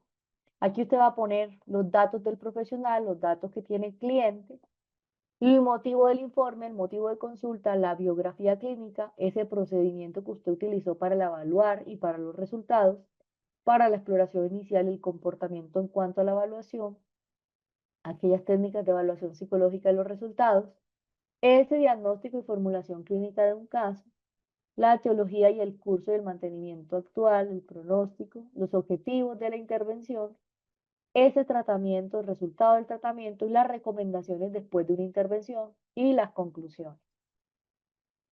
¿Tienen alguna pregunta, alguna duda? Me pueden hacer las preguntas que tengan para que las abordemos.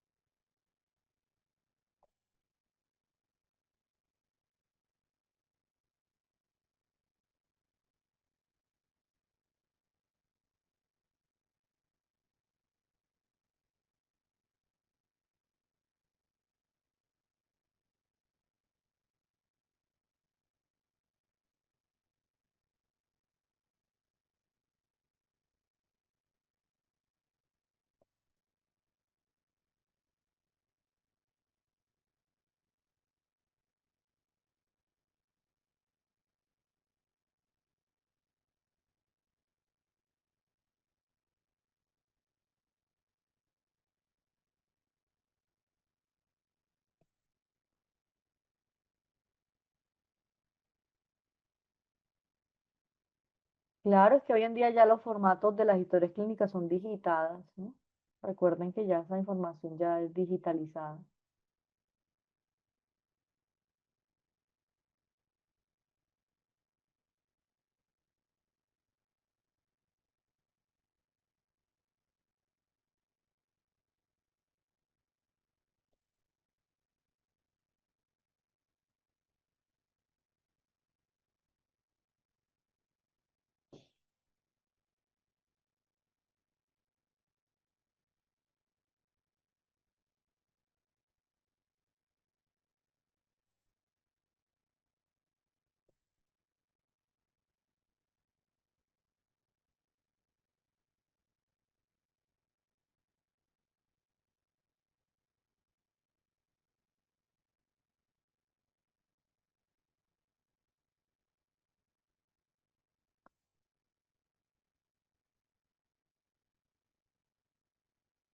Me puede ganar, ya les expliqué el diálogo socrático.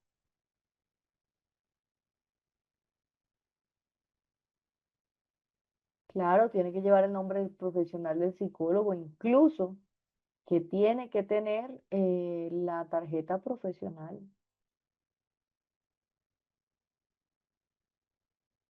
La tarjeta profesional debe estar diligenciada.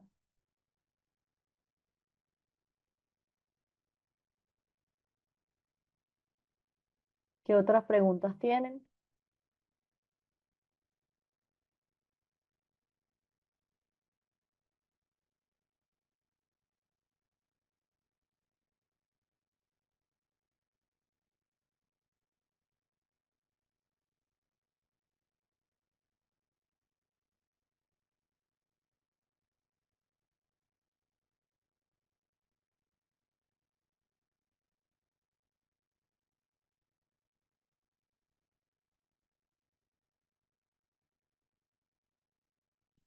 ¿Tienen alguna otra pregunta, alguna otra duda?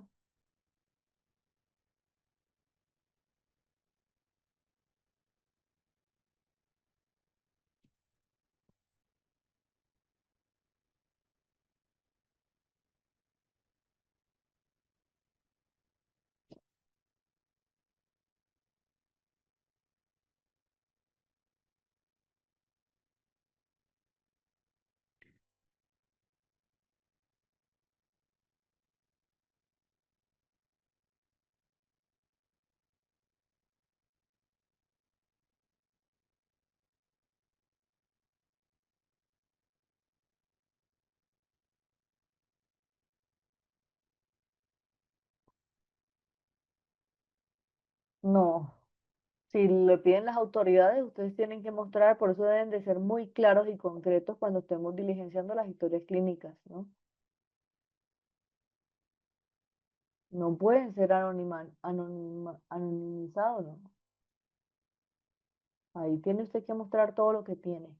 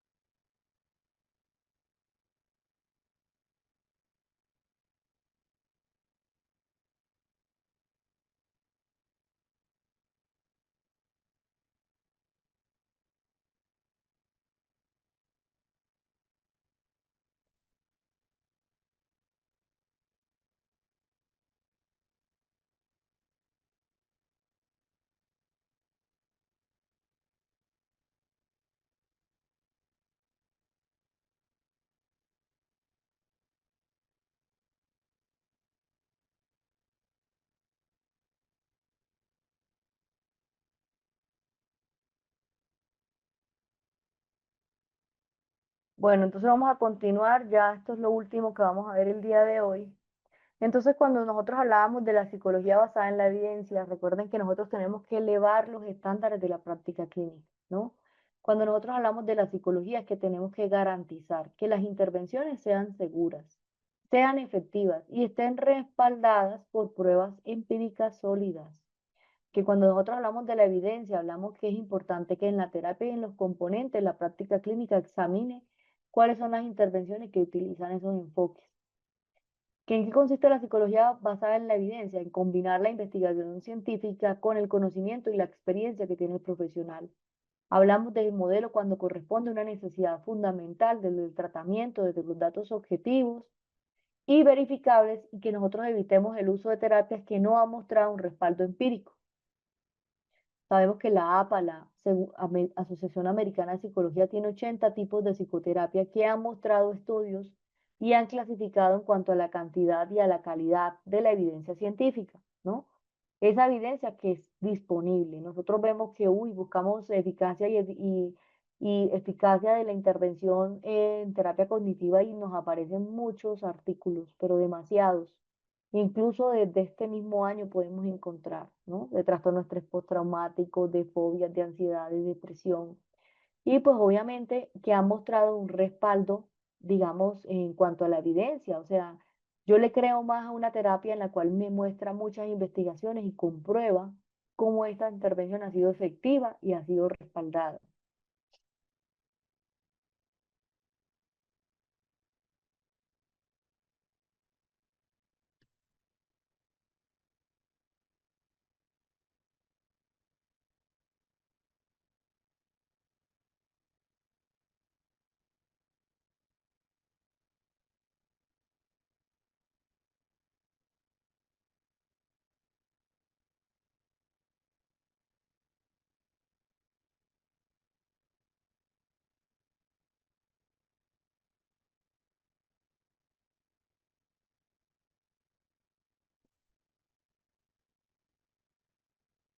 Mm.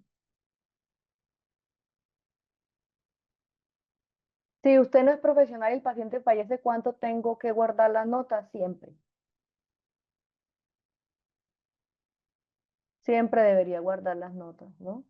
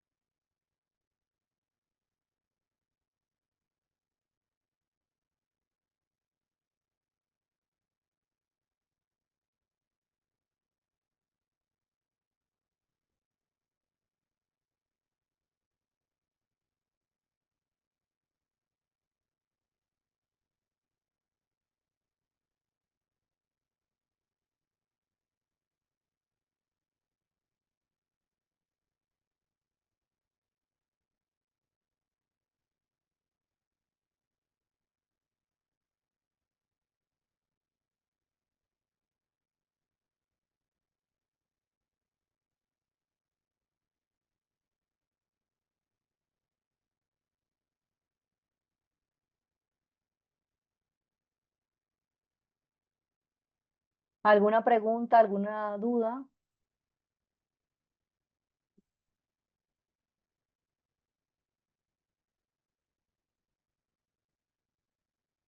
Me alegra mucho que les haya gustado la clase.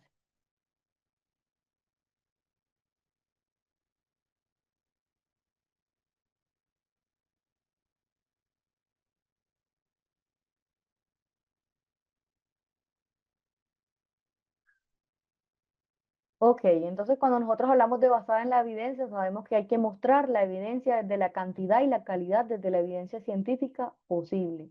No vamos a meternos con técnicas que no han sido validadas, no desde mi momento en que, ay, no, yo voy a aplicar esta técnica porque me parece chévere, no, pero si no ha sido respaldada, no genera ninguna beneficencia para el paciente porque pues no ha mostrado una prueba sólida de que es efectiva. Cuando nosotros hablamos es que hay varios tipos de evidencia.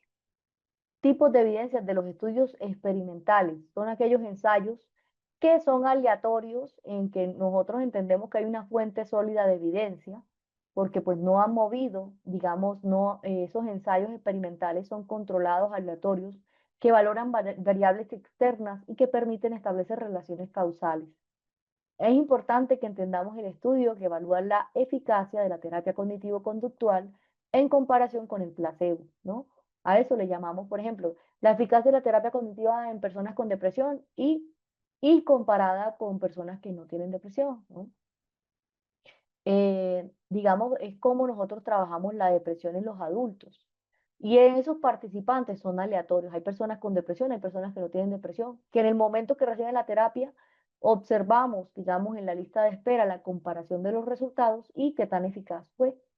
Otro elemento son las revisiones sistemáticas y los metaanálisis. Esta es una parte muy alta de la investigación, porque es cómo se condensa esa visión confiable de la efectividad de todo lo que se ha encontrado que ha demostrado la eficacia en la intervención, sintetizada esa información desde la parte de la efectividad de la intervención, que es una revisión sistemática que analiza la efectividad desde las diferentes terapias psicológicas para tratar el trastorno de estrés postraumático. Que el estudio va a revisar y va a sintetizar los resultados de todos los ensayos clínicos relevantes publicados sobre el tema y cómo esto siga un protocolo riguroso desde la selección de los estudios. Cuasi experimentales, no tienen el mismo rigor, son esos estudios experimentales que proporcionan una información valiosa desde la efectividad de los tratamientos, pero en contextos menos controlados, ¿no? Es importante cuando hablamos de los cuasi experimentales, entendamos que muchas veces un ejemplo es el psicoanálisis, ¿no? Perdón, el metaanálisis, que revisan varios estudios cuasi experimentales sobre los efectos de las intervenciones en el aula, por ejemplo, para determinar el comportamiento social en los niños. Y esos metaanálisis, cómo incluyen esos estudios sobre los participantes cuando no fueron asignados aleatoriamente en aquellas condiciones que investigamos, esas relaciones causales de la intervención y el resultado del comportamiento. Y también están los estudios correlacionales, estudios descriptivos y estudios cualitativos, ¿no? Que es como nosotros comprendemos el por qué se generó ese problema psicológico, pero que no establecemos la causa. Son útiles para futuras investigaciones experimentales, que nosotros entendemos la investigación que hay entre la relación de la ansiedad y la autoestima en los adolescentes, ¿no? Cómo se correlacionan esos dos, que al recopilar esa información también analizar si existe una correlación entre esas variables sin intervenir o manipular ninguna de ellas, ¿no? O sea, yo investigo cada una de ellas sin digamos, sin, digamos, intervenirlas, ¿no? Simplemente para entender si hay una comprensión desde este fenómeno que es la ansiedad y ese fenómeno que es la autoestima.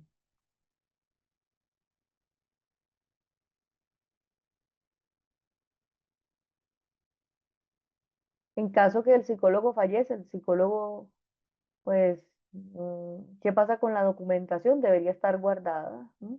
Segura. Bueno, los elementos fundamentales de la práctica, cuando nosotros hablamos de la psicología basada en la evidencia, hay tres pilares fundamentales que nos centramos desde el bienestar y las necesidades que tiene el paciente. Entonces, cuando nosotros hablamos de evidencia científica, es cuando nosotros entendemos que muchas veces esa evidencia desde los hallazgos, ¿no? Cómo aseguraban esa atención del bienestar del paciente. Cuando nosotros hablamos del objetivo, es obviamente cuando nosotros hablamos de evitar las teorías, los modelos, sin ese respaldo empírico, y estos cómo tienen ese peso desde aquellos que son sustentados científicamente, ¿no? Y todo lo que hablaban de cómo se garantiza no solamente las prácticas cuando son validadas o cuando se utilizan para proporcionar una base sólida para una intervención clínica. La experticia clínica es la experticia que hay desde el profesional fundamental para interpretar o aplicar esa evidencia científica, la habilidad profesional que hablamos de identificar y adaptar esos tratamientos a cada uno, en caso individual, evaluar el contexto, las características del paciente y el principio también cuando entendemos la parsimonia que sugiere obviamente entre varios tratamientos efectivos si se debe elegir el más sencillo o el de menor duración siempre que sea posible. Cuando hablamos de los valores y preferencias de la psicología basada en la evidencia, que no se considera de conocimiento científico, sino también desde las preferencias, los valores y el contexto del consultante.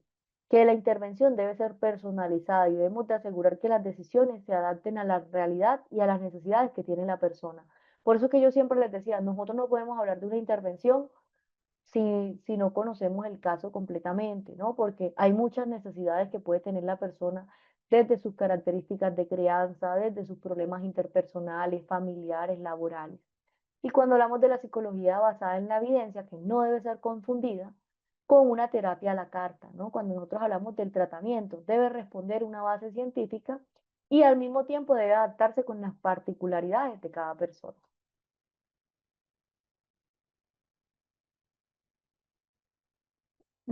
Está claro lo que hemos abordado de la terapia basada en la evidencia y los contextos del consultante.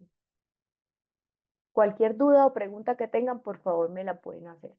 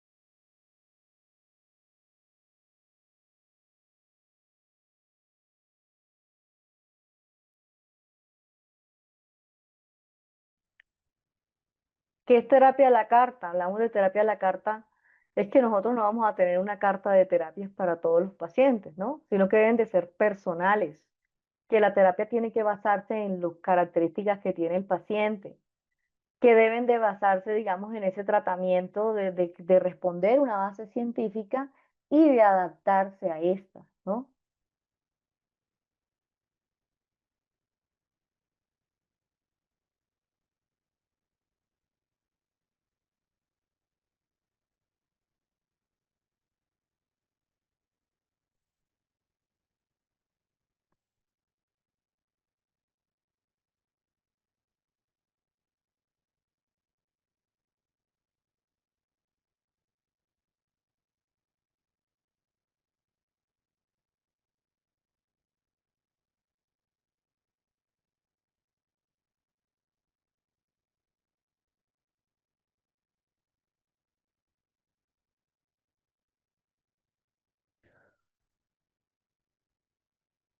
¿Qué caracterización del paciente y cómo de catalogar una técnica para implementar? No, no es catalogarlo, están equivocados. Es entender, digamos, las necesidades que tiene cada persona, cuál es lo que quiere abordar, qué es lo que quiere trabajar, cuál es el tratamiento que ha mostrado mayor base en cuanto a eficacia de intervención, pero obviamente aplicarlo a las particularidades de cada persona, ¿no? Como sabemos, los pensamientos, las emociones y comportamientos diferentes para cada persona.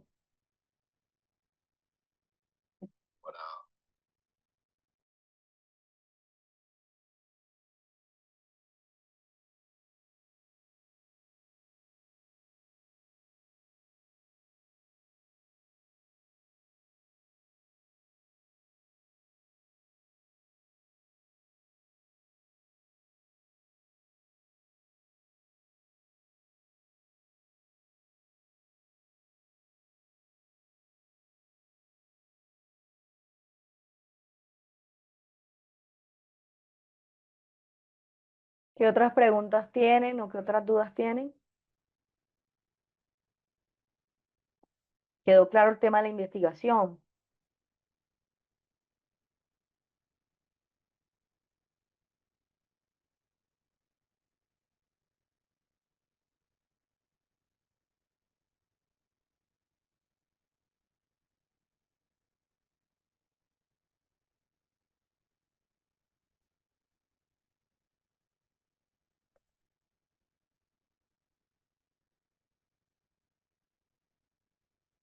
Bueno, entonces, teniendo en cuenta, hablamos ya del secreto de la confidencialidad y en qué elementos no se aborda la confidencialidad.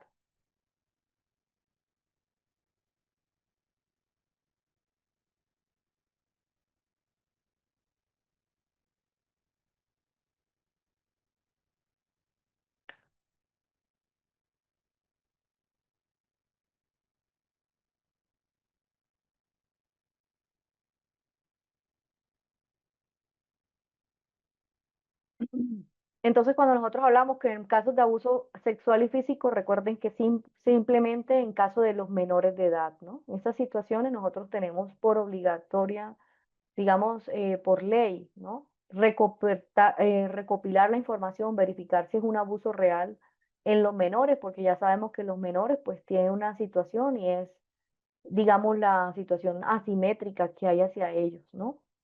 Y que es diferente en los menores que en los adultos. Acá en Colombia, por ejemplo, el tema del abuso sexual no debe denunciarlo un psicólogo, ¿no? Tiene que ser la misma persona víctima la que haga la denuncia. Pero en el menor de edad no, porque el menor de edad de alguna forma está sometido, ¿no? Al adulto.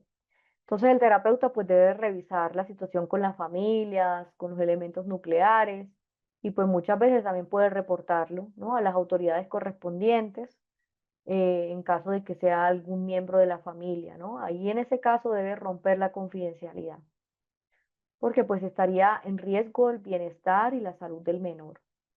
En pacientes con suicidio, todo lo que tiene que ver que se vaya a hacer daño a sí mismo, que manifieste que se va a hacer daño a sí mismo. Aquí no se guarda confidencialidad de algo que tiene que ver con la muerte. O también que, digamos, hay que preparar al paciente para que él también sepa que en estos casos no se guarda la confidencialidad. En los procesos judiciales tampoco. Cuando notamos que hay procesos judiciales, ya sean instituciones de justicia, ¿no? Y cómo nos referimos a estos elementos que son juzgados, ¿no? Tanto la presencia de esos procesos y esto cómo puede llegar al punto también desde los psicólogos de esas situaciones complejas y cómo nosotros sugerimos ya sean las leyes y la responsabilidad que tenemos en los psicólogos y cómo esto depende del marco legal de los países. Otro elemento son las situaciones de riesgo y son todas las situaciones que ponen en riesgo la vida de una persona o de otras personas cercanas a él. Cuando ese si paciente le manifiesta que le va a hacer daño a otra persona. En ese caso es importante que usted rompa el secreto de confidencialidad porque obviamente le puede hacer daño a alguien, ¿no? Listo. Entonces, ¿qué otras preguntas tienen? Creo que estos elementos han quedado claros. Bueno, vamos a terminar con esta parte del consentimiento informado. ¿Qué es el consentimiento informado?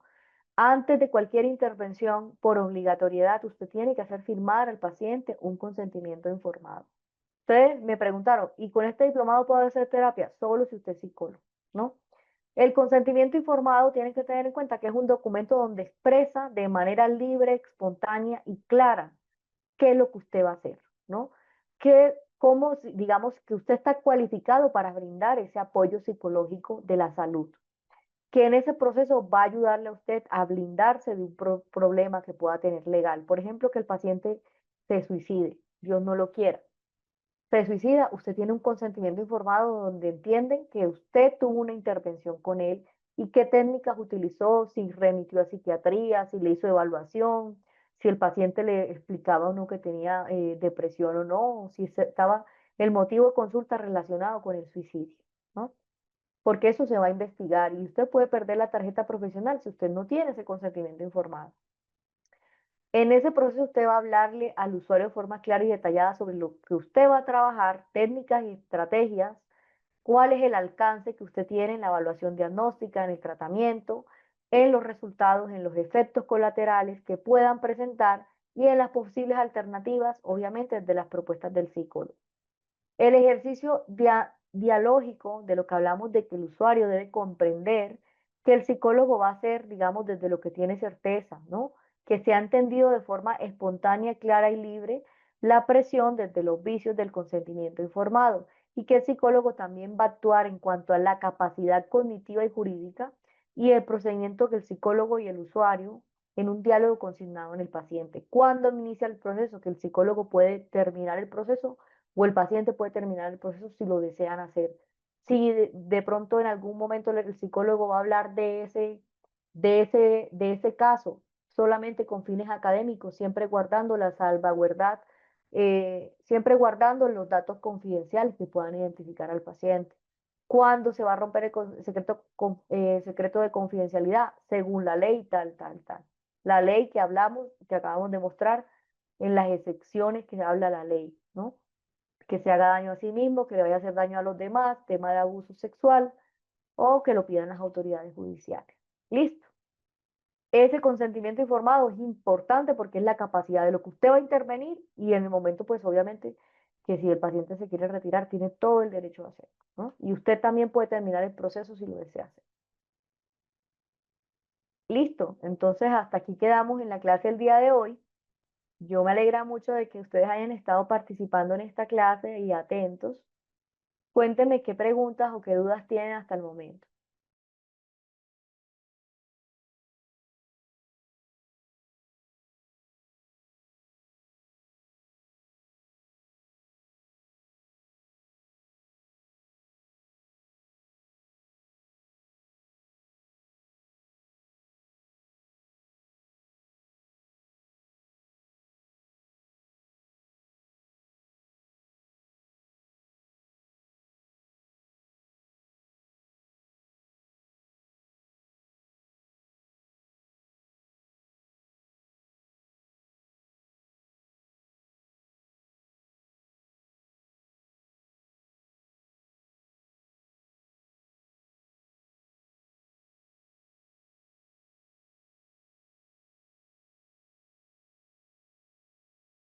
No, muchas gracias a todos por su intervención y por estar también participando de una manera tan activa que realmente creo que logramos ampliar un poco más la información para no quedarnos cortos, para que no tengamos esos conocimientos rígidos, sino que pues exploremos también de manera un poco más interactiva, ¿no?